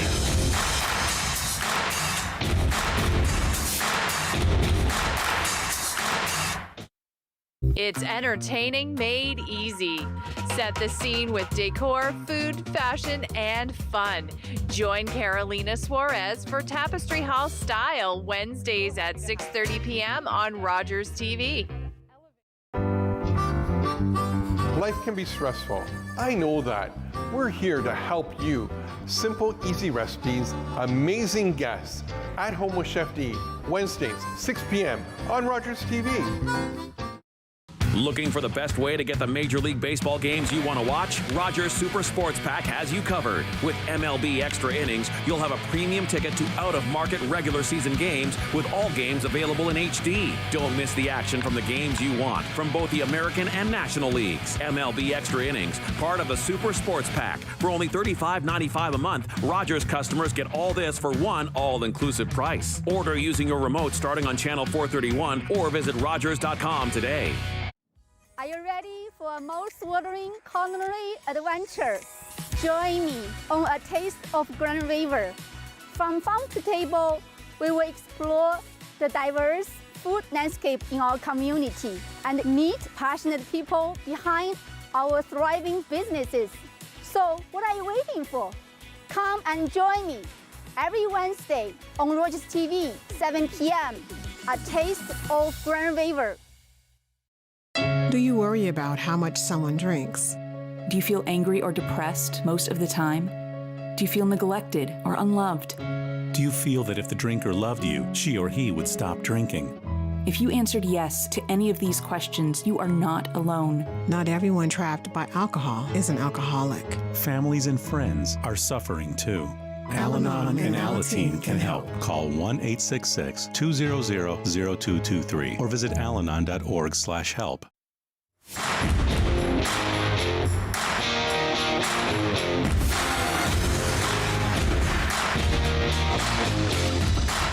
Welcome back to Six Nations Lacrosse here on Rogers TV, getting set for the third period of play. Mark Perry alongside Daryl Smart. A battle of giants in Major Series Lacrosse. Six Nations up by 2 as we head into the third period. And as we mentioned, it's been the Austin Stott Show on the scoreboard. 2 goals, 4 helpers, leading the team in that respect. Number 43 in the teal. And on the other side, of course, we look at two guys who have really paced this offense over the last couple of years with Thomas Hogarth and Holden Katoni. Hogarth has a pair of goals, Holden Katoni a pair of helpers. You look at that playoff that they had last season, of course, capturing the fourth Man Cup. Thomas Hogarth leading the 2022 playoffs with 35 goals in just 18 games. He was a beast. Holden Katoni not far behind, 78 points in 18 games. Are you kidding me? I know. It's just a beast out there, you know what I mean? And again, that's why they won it. We talk a lot about the defense, but the guys that were able to get loose and put that ball in the net, Thomas Hogarth. Big players make big plays in key games, as they always say, as the Chiefs have the ball to start the third. Here's Cole, number 55, getting knocked around, loses the ball, but picks it right back up, rips it on goal. And that one's going to go out of play with 5 seconds left in the shot clock. That was a nice save by Hutchinson. He had to move his foot over there as Cole had that corner pick, but Hutchinson with the nice save there. Jamison looking for a screen, trying to find Derek Fennell, but Fennell just couldn't pick it up. Fennell now trying to work over a couple of Lakers players, just can't capture the ball though. And coming up the floor is Gilray.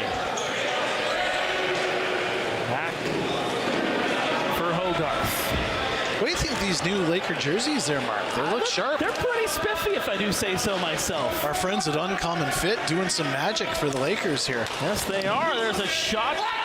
Goes just wide. Josh Courier on that attempt.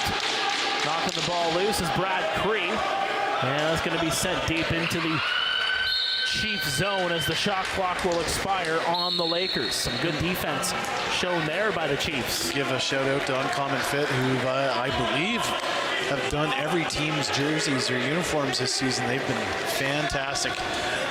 Partnered with the league the last couple of years. They've been on point this season, that's for sure, because of these Chiefs ones. Here's Alex Pace. Pace with Creaser. There's a shot stopped by Jamison. Now the other way, it's a track meet here at the ILA. Picking it up here is Charles Scanlon. Scanlon leaves it back for Jamison. For Thompson. Thompson looking into the near corner, trying to feed his mate. Just couldn't do it. Thompson is able to pick it up in the corner. Moving around is Fennell. Couldn't get the full shot away. Actually lost it as he tried to attempt the shot right near the dotted line there. And the Lakers pick it up. Four-time defending Man Cup champions. 3-1 so far this season. The Lakers 4-1 to start the campaign. There's a shot, goes just wide. Rebound, Hogarth. Wow. What hand-eye coordination by Hogarth to get that ball coming back at him at bullet speed and still got an attempt off. What a great reaction. The whistle's going to go. Penalties coming here against Peterborough. Got a Peterborough penalty and a Dougie Jamison water break here as Hutchinson towels himself off in the crease area. Now we have talked about how loaded of a early schedule the Chiefs had. Absolutely. They have not played since last Tuesday. You're starting to see these teams really, pick it back up a little bit more when it comes to games played. I'll get back to that point in just a second. Moving the ball around here are the Chiefs here on the power play. Thompson back over to the far side. Shot by Randy Stotts is stopped. They knock the ball loose, and it's going to come back in front of the Peterborough bench, picked up by Thompson. Stotts over to Randy. Cody Jamison. Back for Austin Stotts. For Randy. For Thompson. Rips it down low, and it goes into the screen. It deflected off of a Lakers player, so it is going to be Chiefs ball. Stotts out Bomberry. Bomberry to Stotts. Shot. That one goes wide. Bomberry with it again. Now behind the net. Bomberry can't get the ball. It's going to go all the way down near center, and Bomberry's able to pick it up. 7 on the shot clock. Bomberry has to get it away, and a one-hopper goes wide. as the horn goes to signal the end of the shot clock. But to mention and get back to my other point there, Daryl, Peterborough has played 3 games since we were last here, last Tuesday. Of course, last Wednesday in Brooklyn, getting a 14-9 win, a 14-3 loss against Brampton, and then, of course, on Sunday, losing in Coburg 12-8. Well, and of course, when you're talking about the top-heavy schedule for the Six Nations Chiefs, and it kind of comes down because of the World Lacrosse Championships, the Sixes in San Diego this summer, and of course you've got Lyle Thompson's going to be there for the Haudenosaunee Nationals. You've got Nungo Thompson, who's not in the Chiefs lineup. He hasn't been all season. Cody Jamieson, Brendan Bomberry, Warren Hill. You know what I mean? The list goes on. So a large chunk of that Haudenosaunee Nationals team are wearing teal right now, so smart job by it. And that's the tricky part about creating schedules at the beginning of the seasons. It's up to the GMs. They kind of get together and say, hey, when can we play? And of course, Dewey Jacobs, the president and GM here in Six Nations, had to have that into consideration. You know what I mean? Absolutely. Here's Thompson again. Thompson dancing in. Stopped by Hutchinson. Sam LeClaire almost picked that up, and Eric Fennell will grab it. Fennell, back over, back to Fennell, to Thompson, back to Fennell. On the far side, that is Randy Stotts. Down low, tried to take that shot. Another block down low by Hutchinson. Eric Fennell with it here again. Fresh shot clock here for the Chiefs. 1 man on, 1 man off. This is Austin Stotts with some fresh legs. Austin Stotts twisting and turning. Back to Fennell. Fennell over to LeClaire. Dipped it back in. Shot stopped by Hutchinson on Randy Stotts.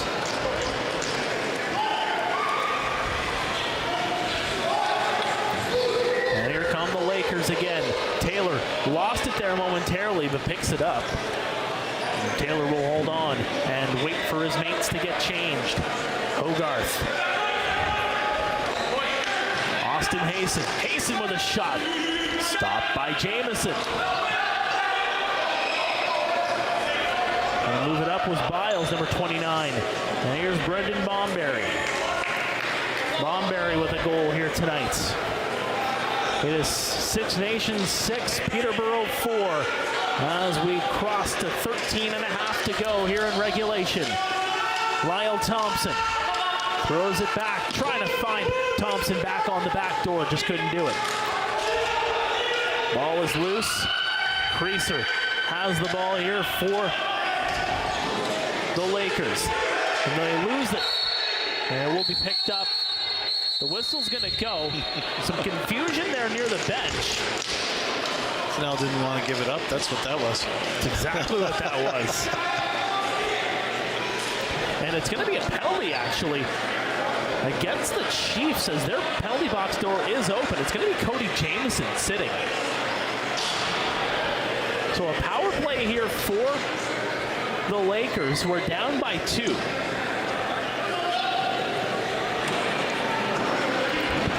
See what that call was.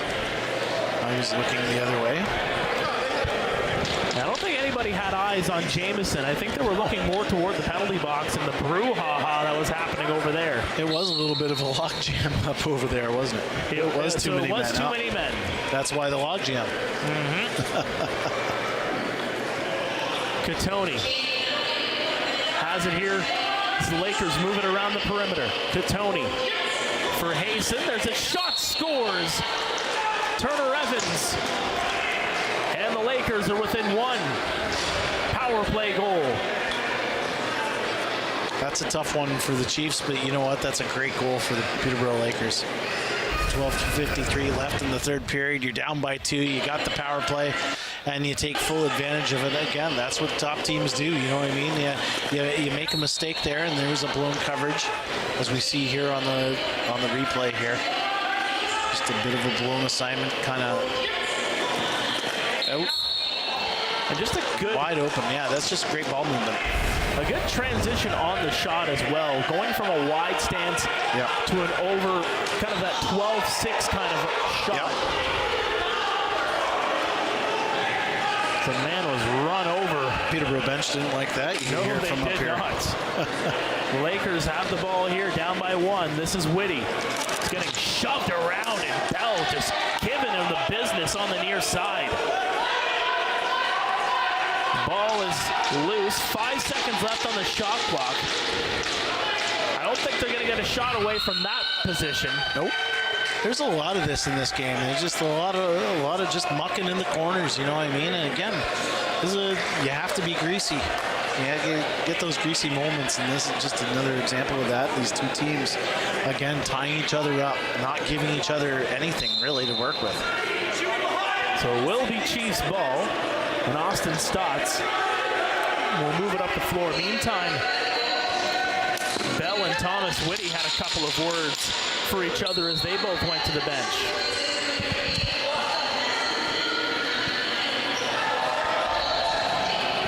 Sent all the way up, and the Chiefs will intercept.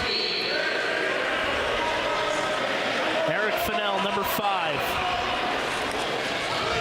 Sauntering. Very patiently, I will say. As the Chiefs get set up. This is Randy Stotts. Backhand pass, trying to find Fennell on the back door. Couldn't do it. And a hack and slash right in behind the goal. Pace. Leaves it back here for Hogarth. He's got a pair. Back for Hayson. And now that was Robinson. Tried to get it back over. Hogarth will retrieve it. With some speed now on the outside was Katoni. Tate Katoni, I should say. And he gets dumped right behind the net by Mason Kaminga. The Chiefs really playing the body here, and now some pushing we got and something shoving here. So it is 2-1 now, meantime, in the Stanley Cup playoffs. As we watch the brouhaha take place here. Taylor didn't like something there. No, he did not.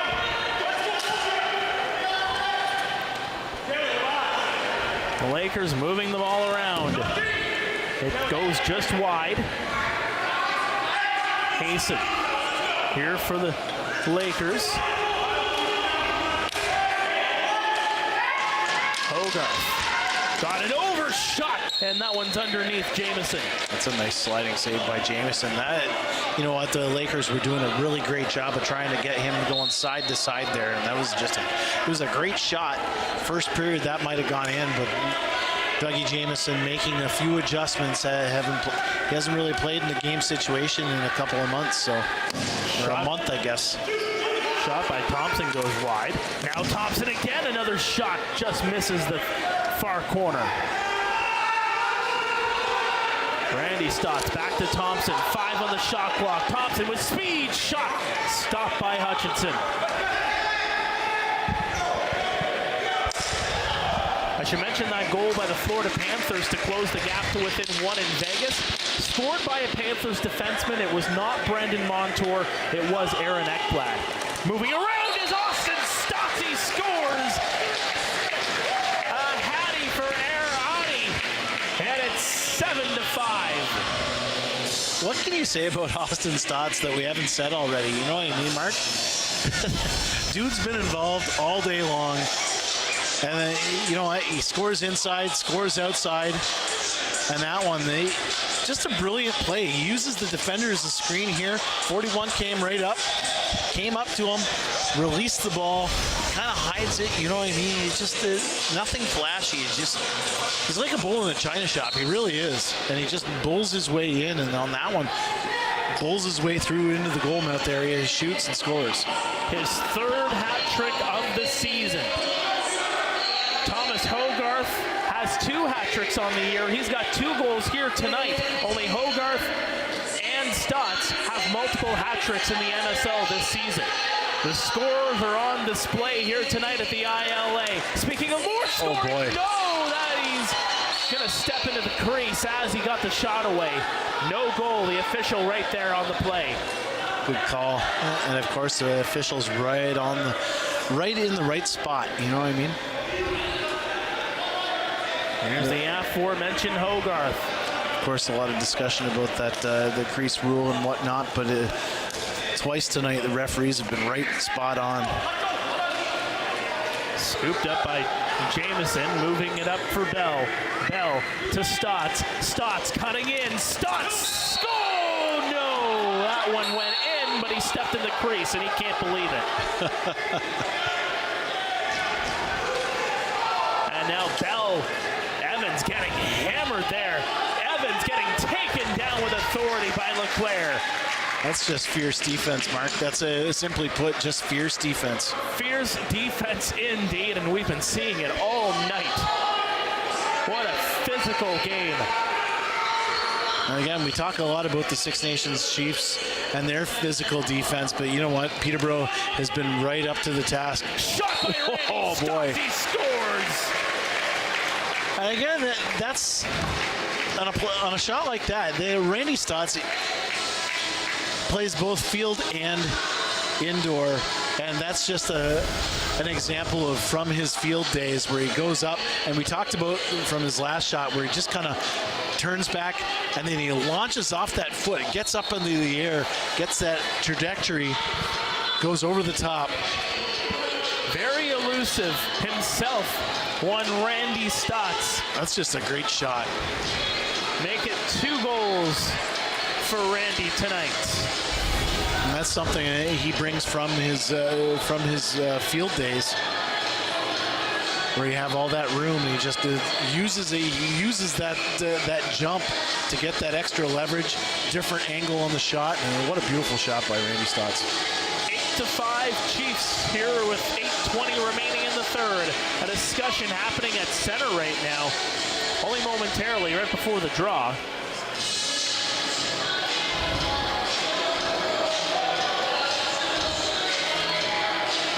Dougie wanting a nice cold glass of water there on the bench, I think. Some fresh H2O. Schewel. Faked out Biles, and now the Lakers have it deep in Chiefs territory. Back up for Katoni. Katoni trying to look for a pass up top, but can't get it. And now moving it up is Tyler Biles. Biles, he's got a man moving it over. Shot, no! That was pretty. Very pretty, but unable to finish off the play was Sam Leclerc. It was like ballet. Ballet. Physical ballet, to say the least.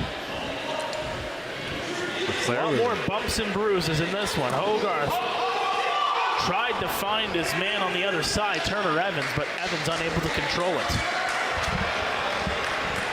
Logan will leave it for Stotts. 3 goals, 4 helpers tonight for Austin Stotts, and he's looking for more. Stotts back over. Shot by Scanlon is going to be stopped by Hutchinson. Scooped up, at least momentarily. Thompson couldn't get to it. The Lakers have it here now. The ball is loose again, and it'll be picked up by the visitors. Sturros. It's like a hot chicken wrap in there. Who wants it? No one wanted to touch the hot chicken wrap. No, they did not. Here come the Lakers here again. This is Joel Taylor, number 70. The Lakers moving it around with 6.5 to go in the third. 3 seconds left on the shot clock. He's got to get the shot away. Stopped by the goaltender, Jamieson.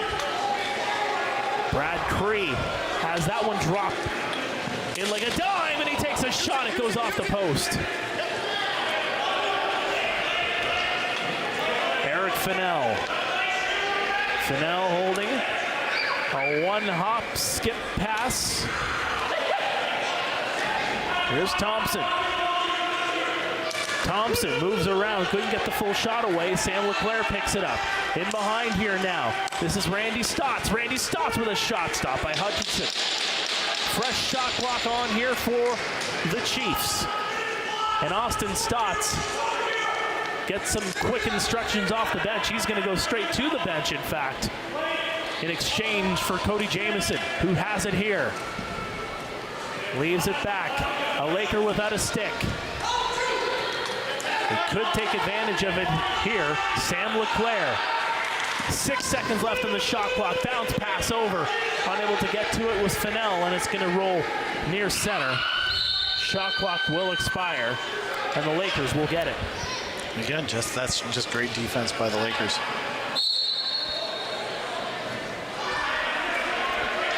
This is Courier. Courier to the top of the touchline, can't do it. And now up with some speed. Here comes Liam LeClaire. Liam LeClaire goes off, and that one is going to be stopped by the goaltender on the breakaway. That's a great save by Hutchinson. Just held his position there on that. Pretty easy to just react on that, you know what I mean, Mark? But Hutchinson really didn't. He just stood his ground. Stood strong. There's a shot. Standing his ground there was Dougie Jamieson. Now a bounce up here for Bell. He's got Stotts with him. Here's Bell. Shot. That one goes wide. It goes off of the back of Hutchinson, and he's able to scoop it up away from Jerry Stotts. And that one, look out. Oh, man. Oh, look out.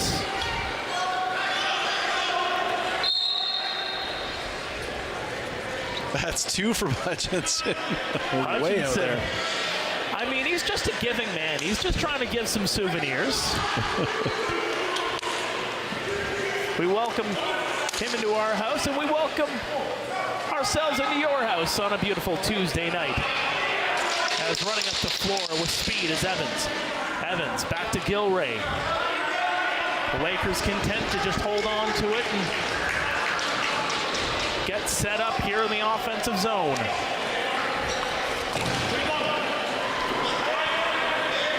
The Lakers moving it around here. This is Josh Courier.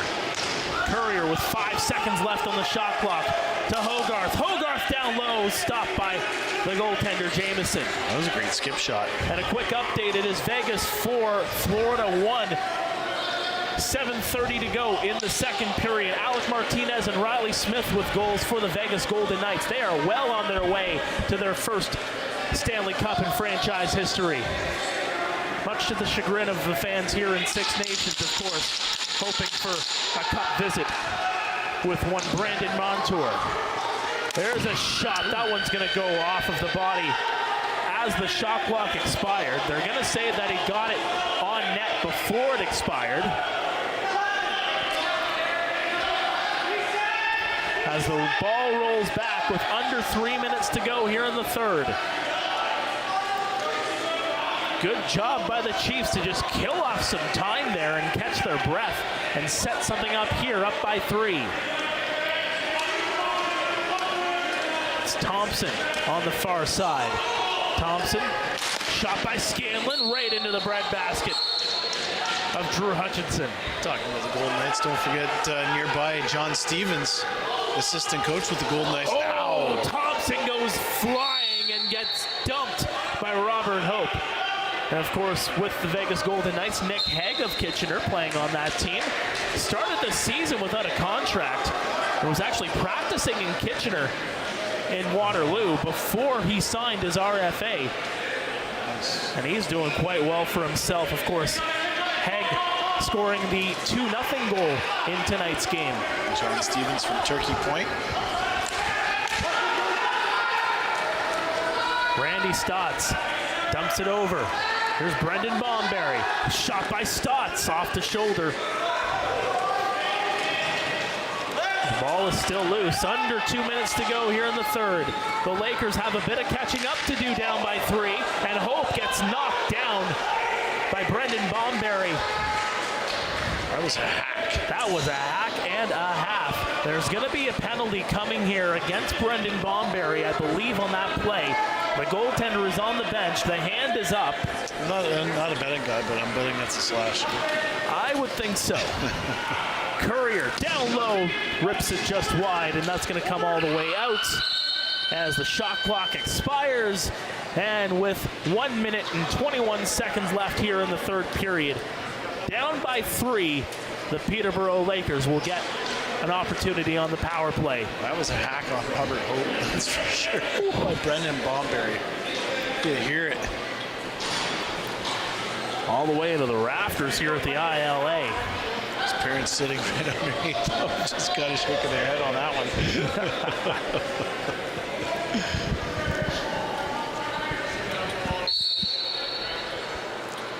So again, it's an 8-5 game. The Lakers looking to get back into it here at the ILA as some fans start to file out. Here's Catoni over. Hazen with a pass over. A one-time shot by Turner Evans is tiered away. Great quick stick and a great save. Wow. And now the Chiefs probably content here to just kill off some time. Kellen LeClaire will pass it back. This is Brad Cree. Under a minute to go here in the third. Bounce pass back, and the Chiefs are just going to kill off the time here. 5 seconds left on the shot clock there. Yeah, Bell's just going to flip it right into the breadbasket of Drew Hutchinson, who passes it up. 30 seconds left here in the third. The Chiefs up by 3. Shot by Hogarth is stopped. Scooped up by number 5 in white, Turner Evans. Getting hacked around there by Cole. Over. Job by Curry to get in and get that shot away. But he's turned away by the goaltender. And that is going to do it. One final shot, perhaps, by Catoni. Rips it wide. And Bell gives it back. Boy, oh boy, oh boy. And here we go. Whoa, whoa, whoa.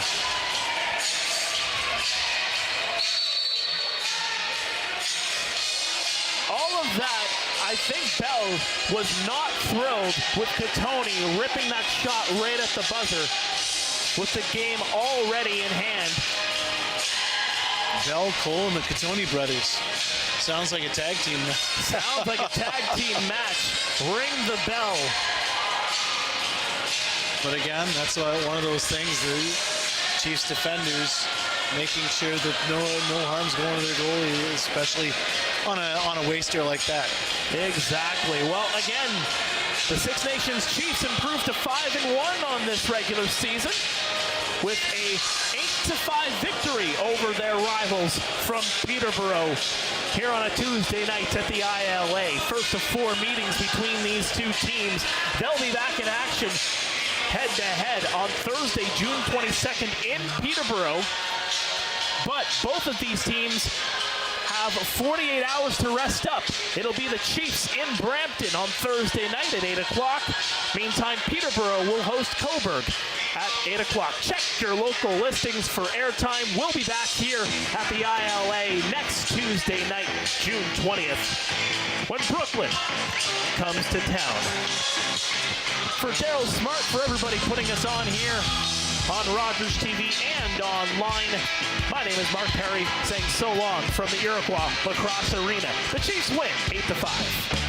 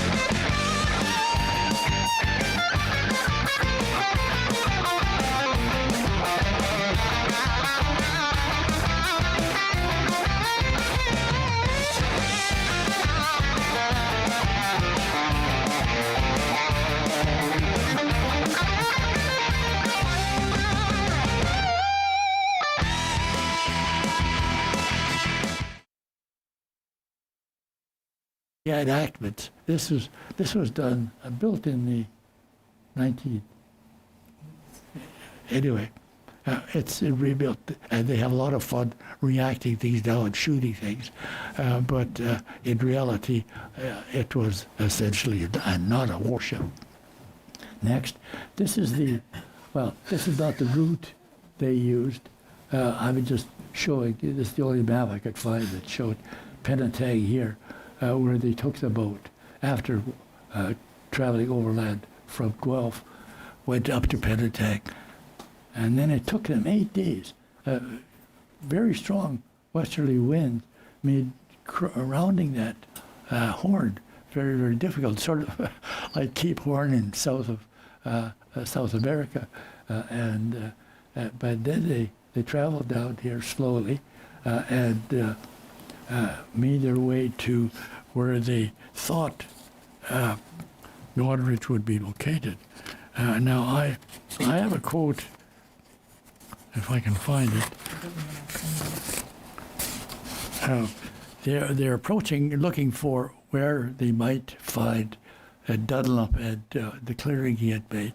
And Galt writes that, "We met a canoe having on board a strange combination of Indians, velveteens, and whiskers, and discovered within the roots of the red hair the living features of the doctor." He was always known as Dr. Dunlop, although I don't think he ever practiced medicine. But he practiced lots of other things, including drinking, which made him famous.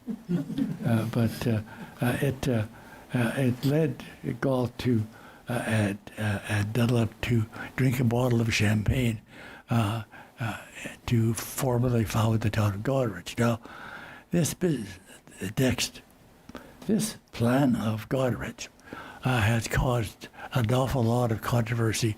For years, the Guelph Museum pushed the notion that the plans for Guelph and Goderich had got mixed up, and that this should have been the plan for Guelph. Well, there's no truth to this whatsoever. The Guelph plan was worked out on the spot. This plan, however, was sent from London, and I think they rather liked the idea that Guelph's plan was getting a lot of attention and promotion. So they sent this really idyllic-looking plan, and then Dunlop was in charge of setting it out. Next. Now, this is what the track then looked like, with Goderich up there on top and the Kettle Point Stony reserves.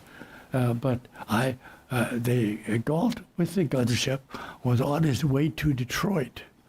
And as they got into the U.S., he saw other Indian groups.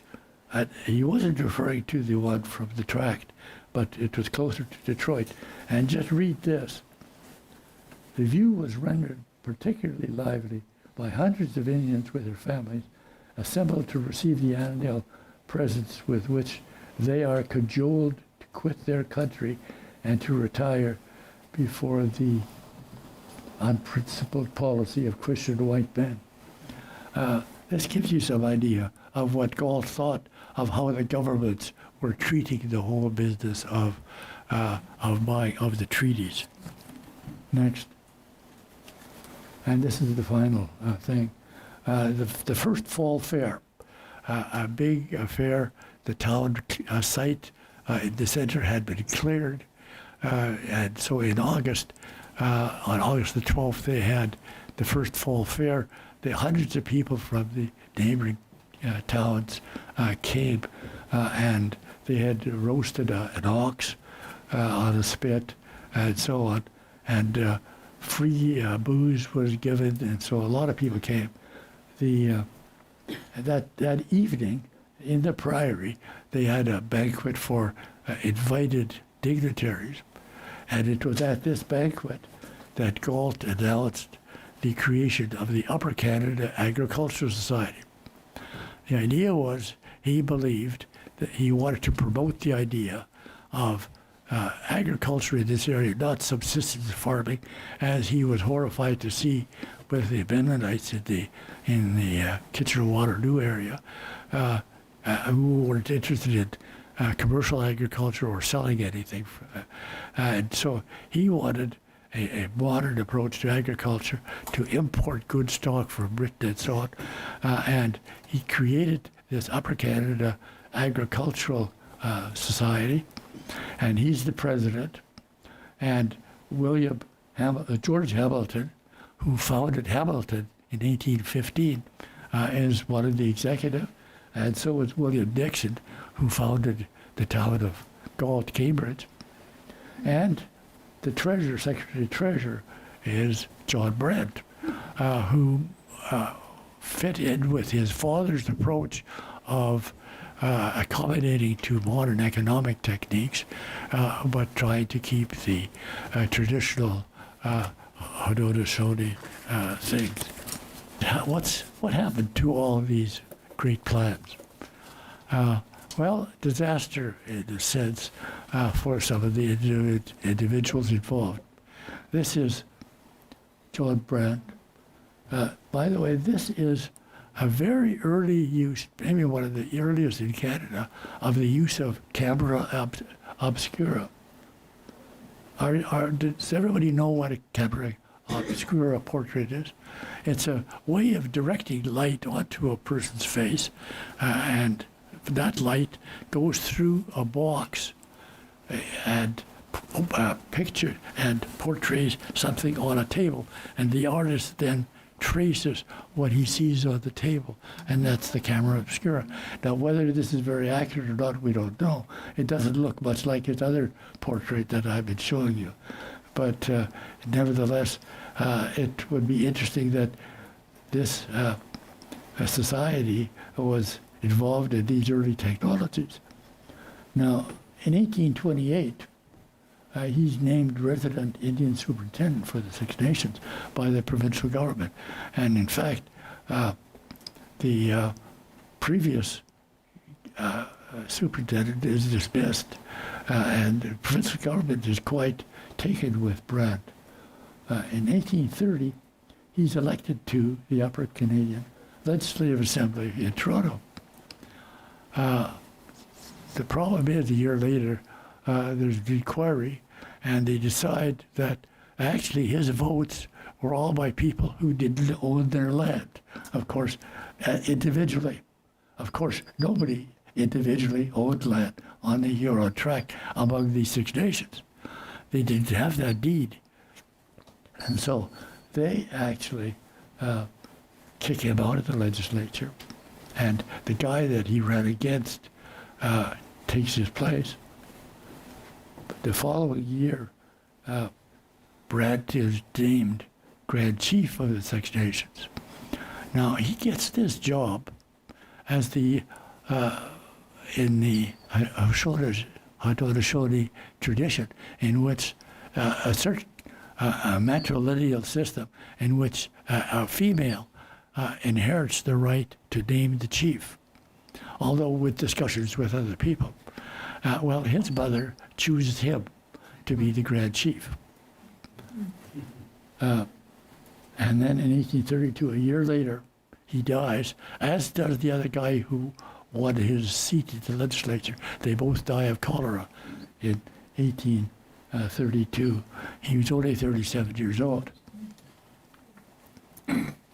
It's hard to know what might have happened if he had lived.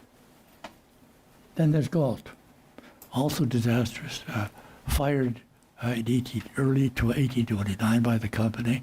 They just increasingly had a different purpose. The company wanted quick land sales and profit. He wanted to colonize, and the benefits would be long-term. Eventually, long after him, they had to go back to his system of colonization. He later wrote some of his best books, including some based on his experiences in Canada and the U.S. He founded another company in Quebec, which became very successful. His son, youngest son, eventually became the head of that company. And he wrote a rather sad, poetic version of his apostate story This is the third version. He'd written a prose version in 1831, which wasn't very good.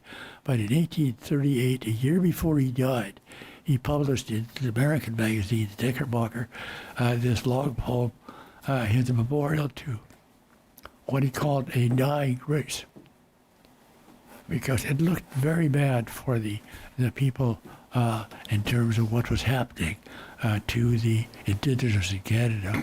I think, would have been surprised to see how alive and well they are doing now. Next. I just wanted to mention a couple of books written by people who were born and raised on the Six Nations. On the left, Rick Montour writes about the history of the Six Nations. And he teaches at McMaster University.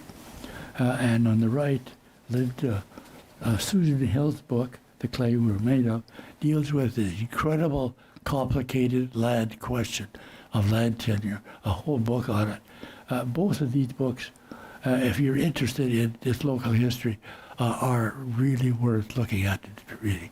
And finally, in conclusion, it's a matter of deciding, not deciding which side is better or right in this whole controversy over the years, but it seems to me that this whole business is worth remembering as an attempt by both the Indigenous and the white society to work together to create a better society. Thanks very much.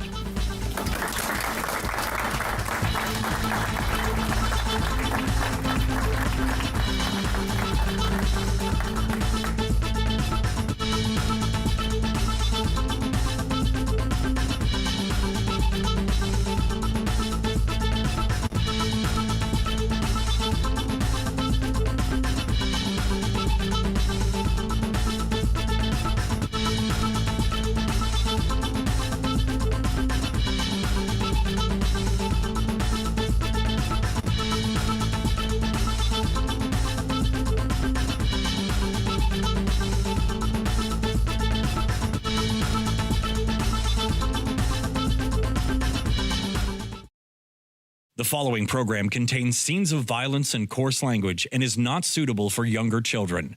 Parental discretion is advised.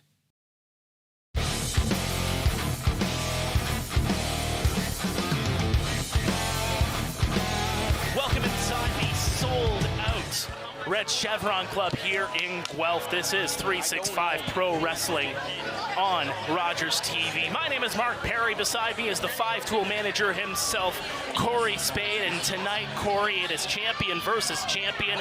And I think everybody's here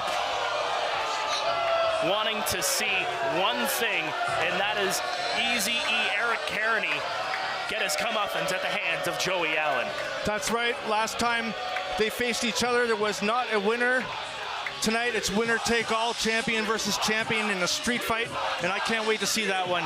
And now we are going to go to the ring because we are getting set already for some action here at the Red Chevron Club. So glad you can join us here tonight. Good evening, ladies and gentlemen, and welcome to 365. So again, we have such a loaded show this evening. You can hear the crowd already. Again, as mentioned, champion versus champion tonight. Super Kamikaze also taking on Jeff Black, one that you're going to be keeping an extra eye on. That's right. As always, I'm here in Super K's corner for another win. A sold-out show for us again, so thank you from all of us here at 365. Before we get started, I just want to let you know there is food in the back right corner. There is booze over to our side. When the first person comes out, we'll start. Any pictures or videos, please She'll do her, 365 do her thing for the crowd. We would like to see that. And we'll just blurt out what we need to whenever. Okay. Irene, beautiful Irene, up at the front by the merch table. You know, unless the people at home are interested in how to access alcohol inside the Red Chef. It is $5 for one arm and $10 for two arms. Now, is everyone ready to see some wrestling?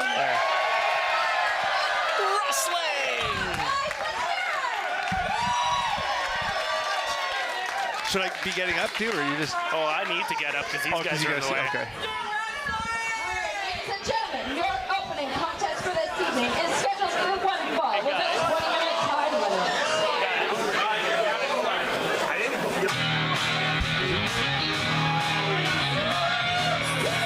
Hey, can you guys move over a little bit?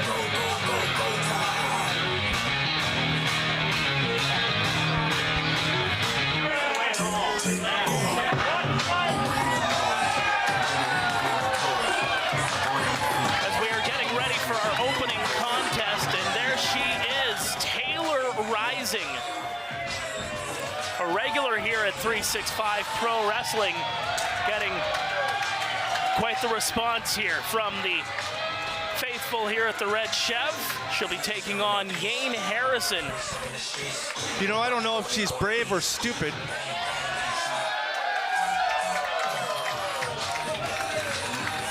Yane Harrison, he comes with quite the resume. Even though he's young, he's got experience. Yane Harrison won Rookie of the Year in Quebec. And they don't mess around over in Quebec when it comes to wrestling. We'll see Yane Harrison.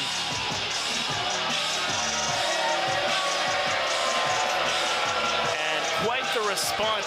I think that's the Ontario versus Quebec kind of response that you would expect here. That, again, Yane Harrison, and I mean, you welcome your visitors with honor. Very disrespectful again, as I've always said about these Guelph fans. You know, Quebec is a great province. Yane Harrison is a great wrestler. No wonder Quebec wanted to separate from the rest of Canada. I thought so. It would be a quicker drive from Ontario to Newfoundland. I thought so too. As now we're going to get the introduction between these two combatants. An intergender match to start things off on a packed night. We thank you for joining us here on Rogers TV.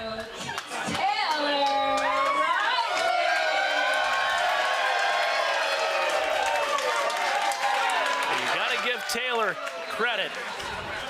Well, as I said, I don't know if she's brave or stupid. She's got the beauty, but does she have the brains? When you think about wanting to take on Yane Harrison. Well, I'll give credit where credit's due. Taylor Rising is an excellent wrestler. I've seen her win many battles, but I don't know about this one. This is going to be a tough task as we're about to get underway here.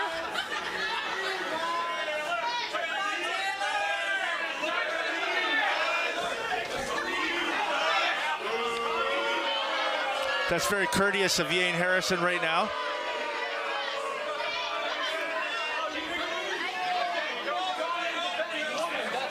Very courteous by Yane Harrison, even taking a knee.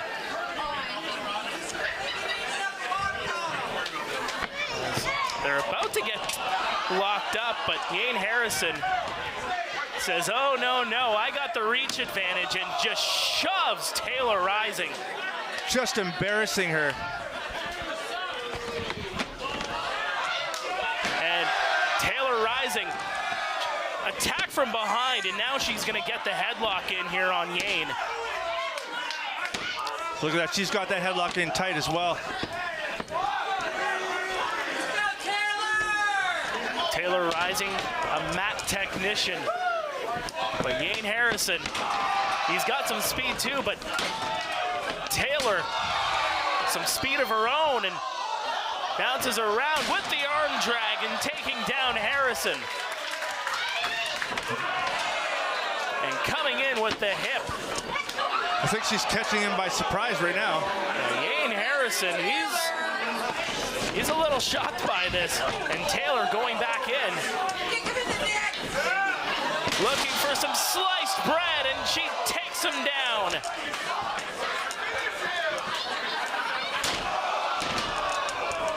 Some impressive maneuvers, looking for the quick cover and a kick out. And you can hear the crowd already into this one very early on. And I don't know if this is the right idea. Taylor Rising going to the top rope. Taylor is rising. She wants to finish off Harrison early, trying the cross body, but Yang catches her. And a fall-away slam for the efforts. That was a bad idea by Taylor Rising.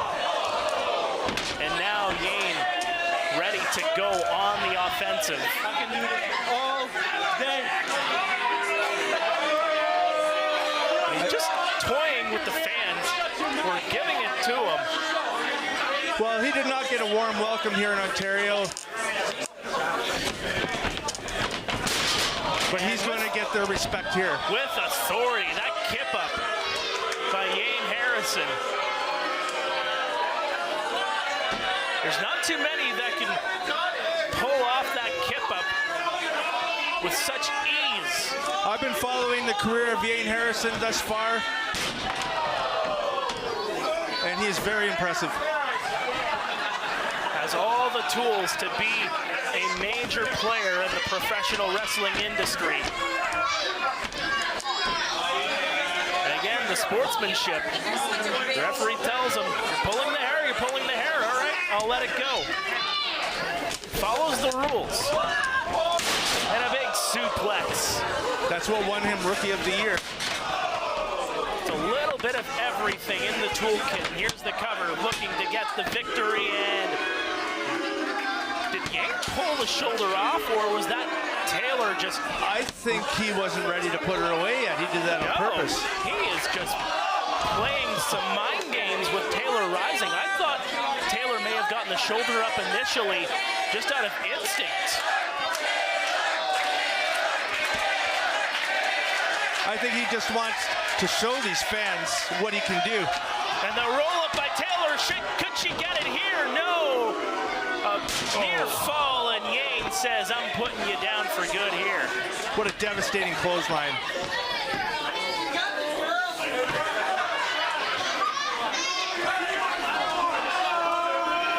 Yang looking to get set up. And just vicious blows. One blow knocking Taylor down to the mat. I don't know how much more of this she can take. Yang just punishing Taylor Rising.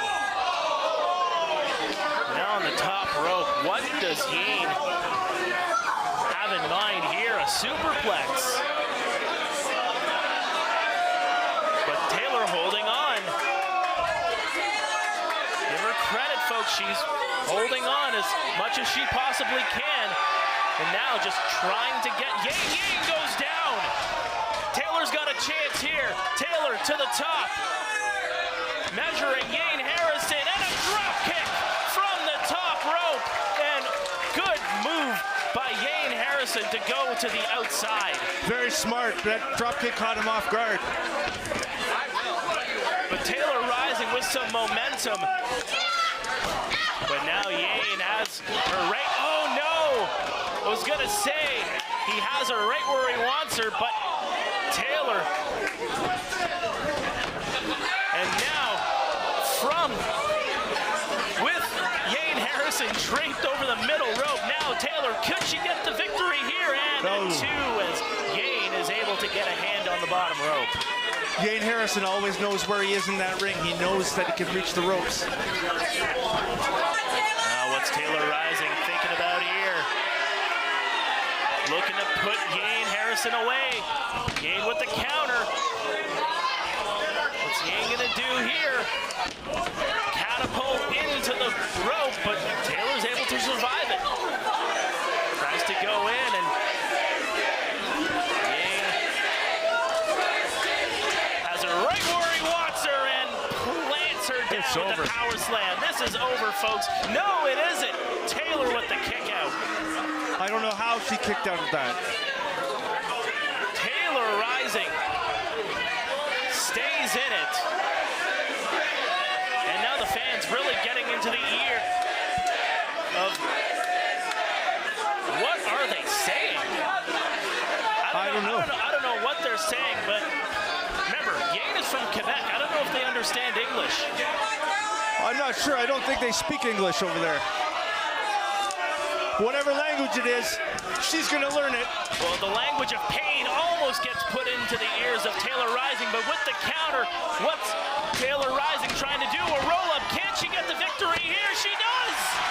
Taylor Rising gets the victory! I can't believe this. Are you kidding me? Look at the surprise on Yane Harrison. That was unbelievable. Click, click, boom! As Taylor Rising gets the victory. You're going to see the replay here. Yane Harrison looking to finish this off and just using that strength. But again, credit to Taylor Rising, the wherewithal to get out of it. It looked like Harrison almost got there, but a roll-up and a pin, and your winner for our opening contest, Taylor Rising. I think he got a little distracted. Harrison.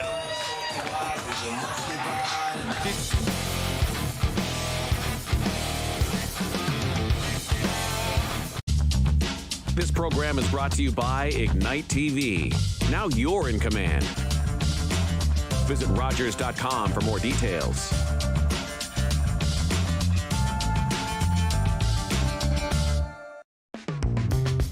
For frank discussion on Canadian politics and issues that matter to you, tune in to Addressing the Issue with Andy Streisfeld, Fridays at 6:30 on Rogers TV.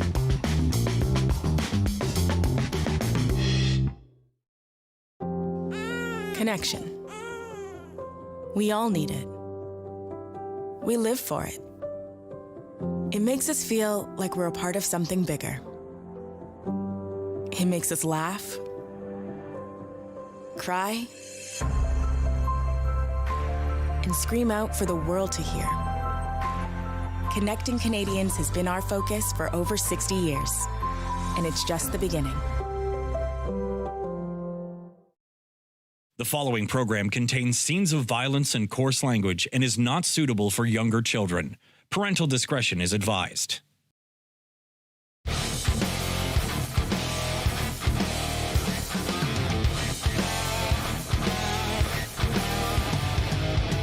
Woo!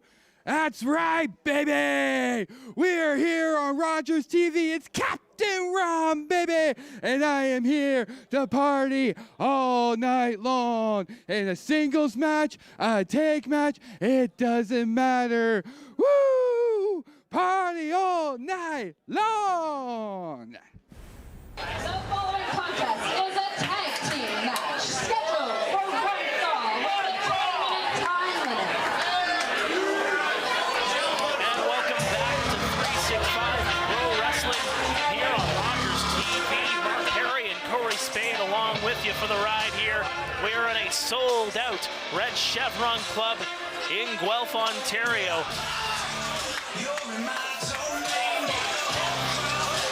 And we got ourselves some action coming up here. Right here is the father and son team, XS and XS Junior. You don't see too many father-son duos, but this duo's quite unique.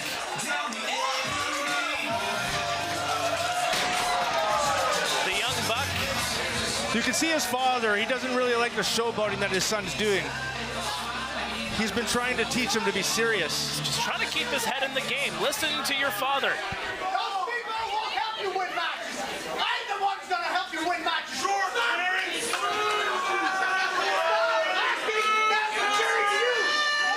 He's got a point. He does have a point. Block out. Block out the crowd. Focus on your game. As Eli Surge and Captain Ron head out into the ring. And XS Junior coming around our way here. Already making mistakes, looking at the TV cameras, looking at the fans. I mean, the bright lights, they can get to you at times. Well, he seems easily distracted by shiny things.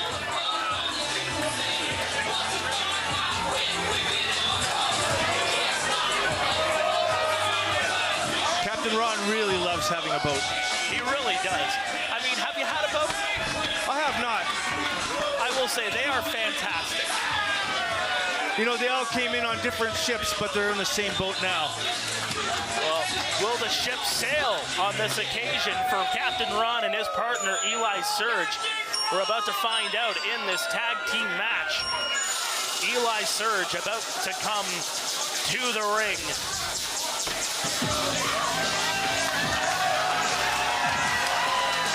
And you want to talk about shiny things, just look at that hat. Eli Surge with the tinfoil hat, claiming birds aren't real.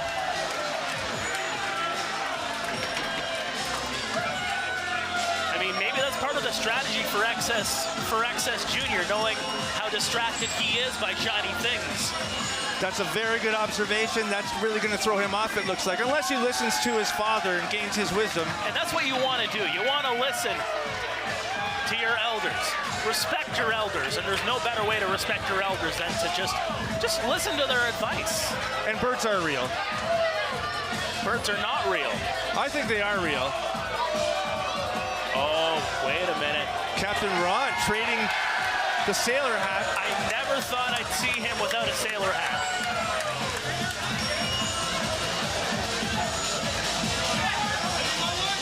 Now Eli Surge needs to be taken seriously as well. He is a champion.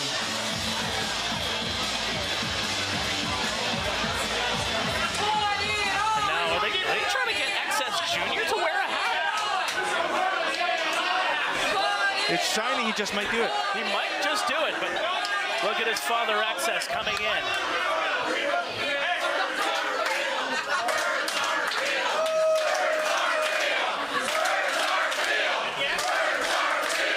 He's very fortunate to have his father here to show him not to get distracted. Having your father right in your corner, that is some of the best. One of the best things that you can do. The Dad and Son Tag fighting out of Montreal, Quebec, with a weight of 307 pounds, XS and XS Jr. for the glory. So for the glory, as they are known as. And again, the showboating by XS Jr. And good on XS. He's trying to show his son. Yep, keep the head in the game. We got a big tag team match straight ahead here on 365 Pro Wrestling. No need for the shenanigans. No need to listen to the folks up in the front row.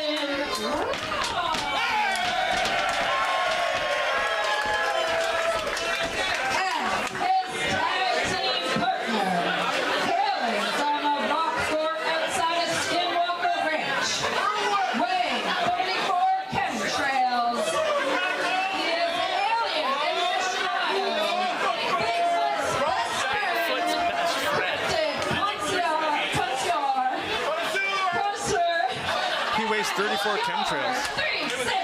I never measured anything in chemtrails before. I didn't know you could weigh those. Is that a new thing? Is that a... I don't think it's a real thing. You know what are real things? Birds. Well, I don't know about that. I saw a bird earlier today. Yeah, I had one wake me up this morning. They're nasty that way. They can be. Actually, I don't like birds at all. I was in a peaceful sleep, and all of a sudden, you just have this one bird outside your window, just chirping away without a care in the world. People are trying to sleep. Disrespectful. Absolutely disrespectful. Now you see here, I hope XS Jr. can really learn from his father. No better way. I'd like to see XS start this match and really set the tone. Oh, and how smart is that? Check the referee. You never know. The official.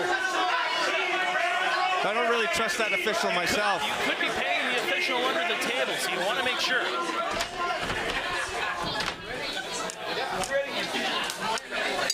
XS Jr. is going to start it. XS Jr. and Eli Surge.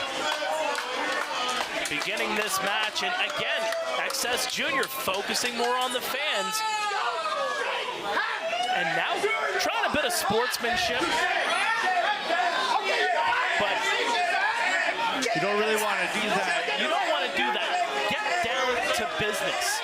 That is why you're here. You have more time for sportsmanship outside of the ring. And you know what? Give it to Eli Surge. Just give it to him, and let's get this thing started. Well, you see how his father was not happy about that. I'm sure there's going to be some tape watching after this one, especially when it comes to that last exchange.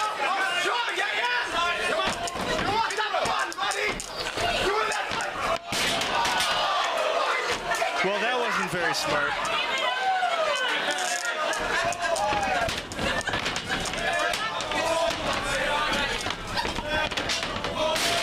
XS Junior going for a ride.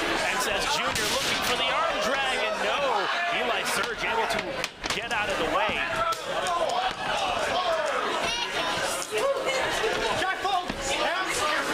XS Junior making the move to the top. The athleticism, and there's the arm drag on Eli Surge. That was very impressive. Well executed, and the foot to the face, right in the corner. His father's taught him well. Yes, he has, and now Eli Surge in no man's land and takes a knee right to the spine.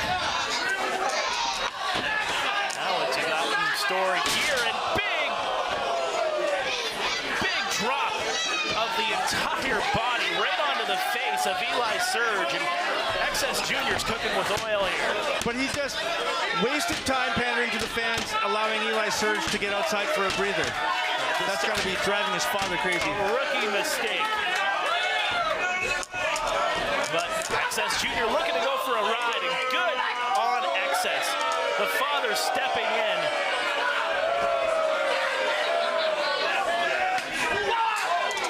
And now Eli Surge, and actually it's going to be Captain Ron coming into the ring. XS is about to put on a clinic. What's he doing with that tinfoil hat?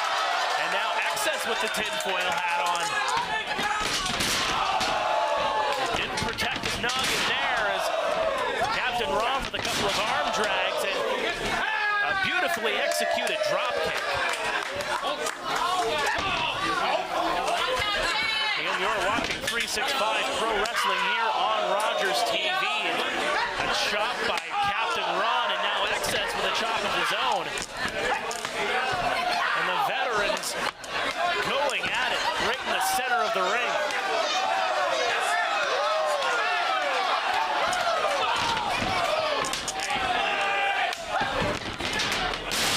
And a good move there by Captain Ron, sending XS flying, and he's going to tag in his son. Eli Surge taking XS Junior for a ride. Wow, flying action here. Eli Surge with some moves.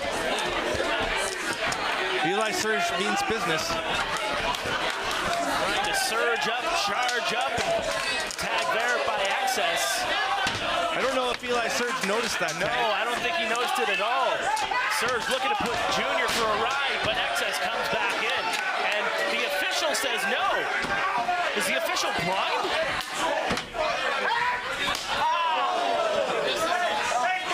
Well, nonetheless, Surge taking a beating here from XS as XS is able to get back into the ring.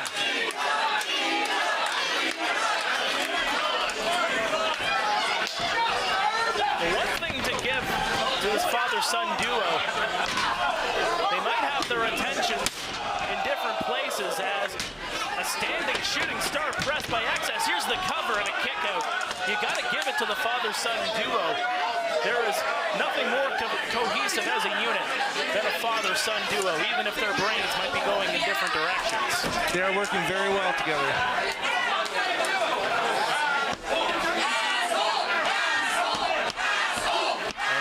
XS putting Eli Surge now into the corner, and XS not happy with the reception he's getting from the fans. Foul language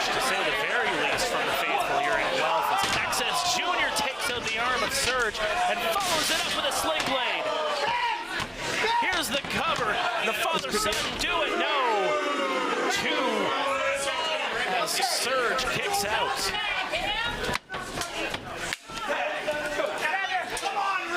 Seen some very quick tags between the two XSs. Look how they cut the ring in half. Captain Ron must feel helpless in this situation, just being so far away from everything. And could this be the XS stretch? This is the XS stretch. Oh my goodness, look at the torque on that leg. Can you imagine the pain? Oh my goodness. The joints completely out of place as XS goes to the floor with Serge.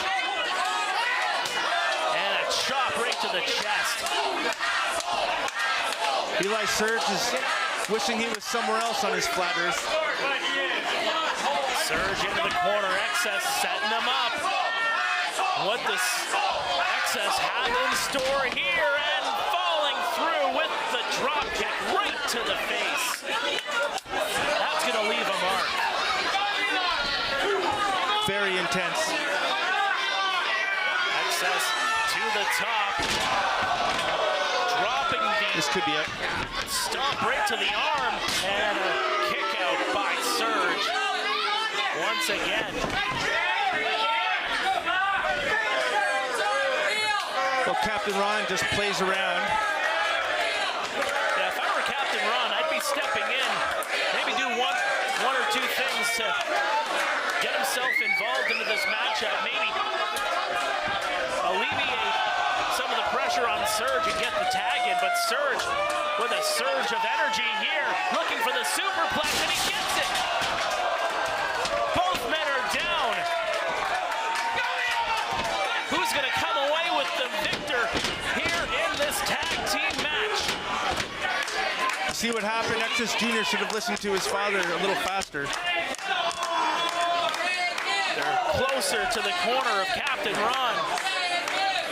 Both men looking for the tag. Who's going to get it first and get the advantage? Both at the same time. Here comes XS. Here comes Captain Ron with the lariat. Captain Ron pouncing on Junior. Pretty sure Junior went about 50 yards. Is he even still here? He's on another planet. Meantime, his father takes from Captain Ron, and Captain Ron to the middle rope. Here it comes, middle rope frog splash. This could do it, and a kick out from XS. Captain Ron looks surprised at that. You'd think the official would count a little bit quicker than that. Quick tag to Eli Serge, but XS getting in on both of them, and he gets to his son, and Junior comes in with a shot to the head. Another hit to Ron in the corner, having Serge and Ron in opposite corners here. XS Jr. launched right into Eli. And now a kick to the face. Look at the speed of XS Jr. Big move there. XS Jr. looking. No, he wasn't looking for the pin. What a be maneuver. looking for the pin there. What a maneuver. Now Serge to the outside.